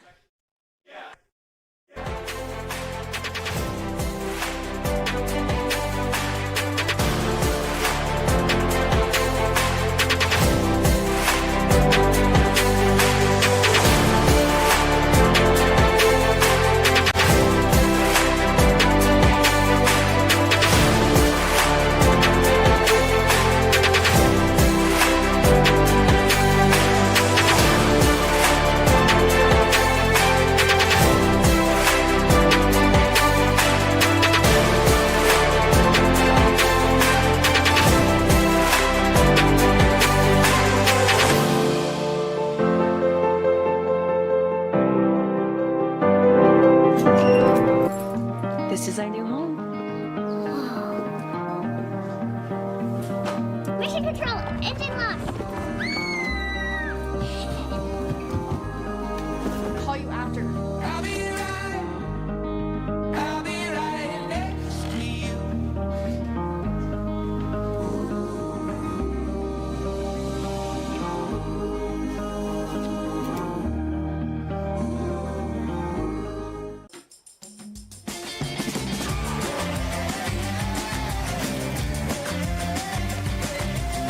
Ladies and gentlemen, attention please. About to start the show, better take your seats.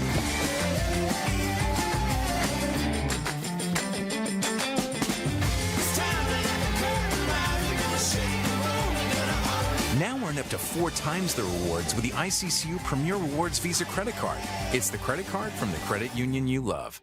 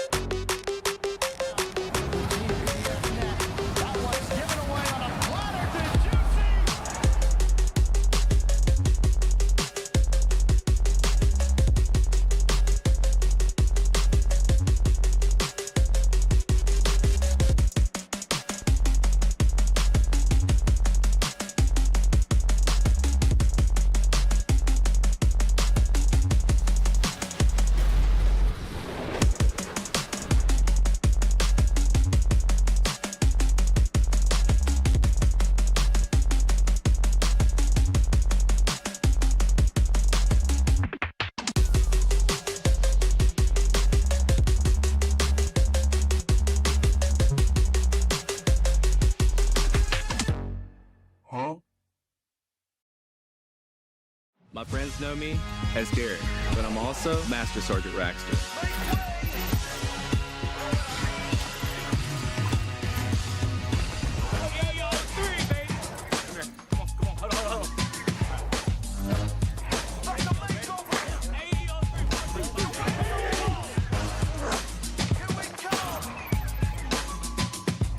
This is my life in the Air National Guard.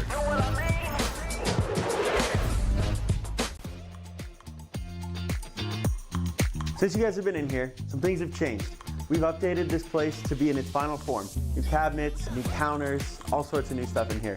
This has turned into a place that wouldn't look out of place at an SEC or Big Ten football facility, and Dairy West has allowed us to have it here. We've taken a holistic approach to our player nutrition, and we're really thankful that Dairy West has made sure that our fueling station is the best in college esports and really at industry standard for any college athletic department. Scott Matlock, underrated recruit, has built himself into one of the best defensive players in the Mountain West.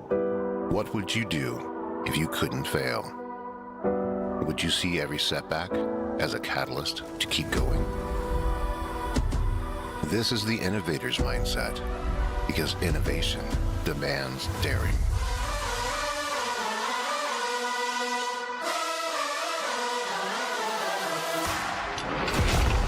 is finding thousands of ways that don't work and the one that changes everything. It's when your unrelenting spirit sees the world's needs and says, I will create something better. So, what will you do? Will you let your genius run wild? Give yourself the space to be great. Set your sights on something even bigger, because we know changing the world doesn't happen by chance. It comes out of the blue.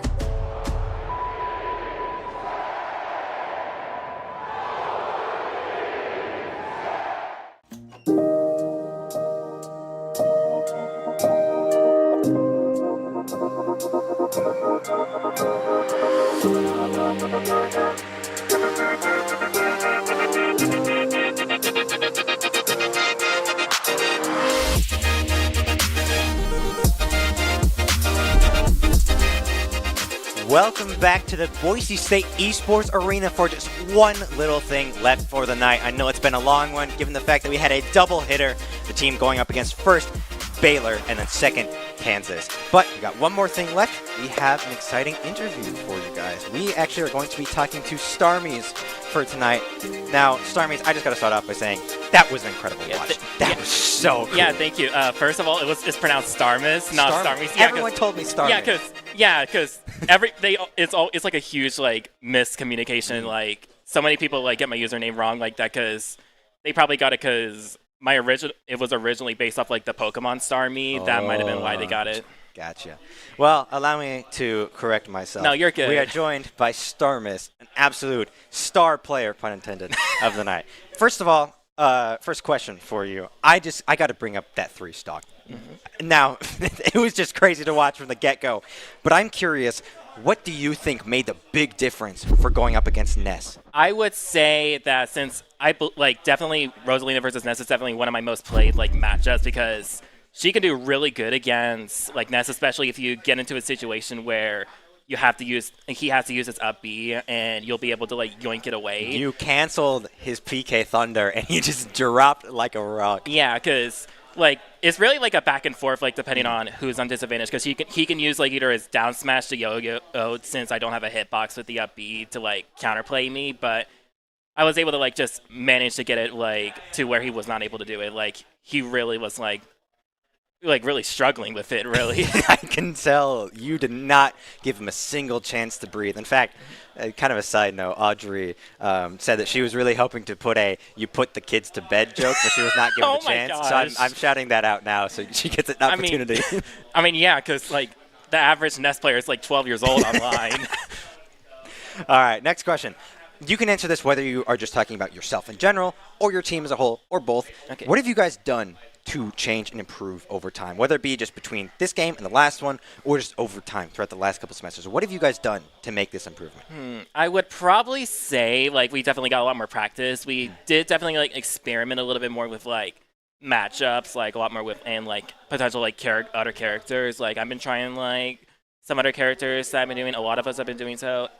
And we got like a new coach, like side coach, like who's like is going to like to help out like if Coach like K is not like around, like he's really nice and he really did help out a lot with us, like giving us a lot of good tips and being able to help us improve a lot better overall, I would say. Having a coach who does not have another game to coach over definitely gives both Coach K, your old coach, a chance to breathe and gives your new coach a chance to show off his knowledge. So I definitely understand that. Now, a bit more of just a fun question. What do you love the most about your character? Because I've seen other people on the team, they have a few different comfort picks, but you stick truly to Rosalina and Luma. What do you like about her character? I would say, like, first of all, like, she was, like, my favorite, like, video game character, like, when I was a kid, like, growing up. But it started out in, like, Smash 4. Like, before that, I was, like, a Peach main, like, in Brawl and Melee. But as time went over, I really gradually, like, got a lot more into Rosalina for, like, the technical aspects and, like, how, like, more complex she is. Like, a lot more, like, I guess more how unique she is with, like, a gameplay. Like, she really drawn a lot to me, like, personally, especially, like, once I got into it, like, in summer of 2019 when I started playing competitively at 13 years old, and she really just stuck out with me, like, for the last, like, 6 years or so, and And While- you've gotten real good at it. Yeah, like she's like like I still have like some co-mains like or secondaries, but she is still definitely my main like overall, I would say. Kind of a follow-up question.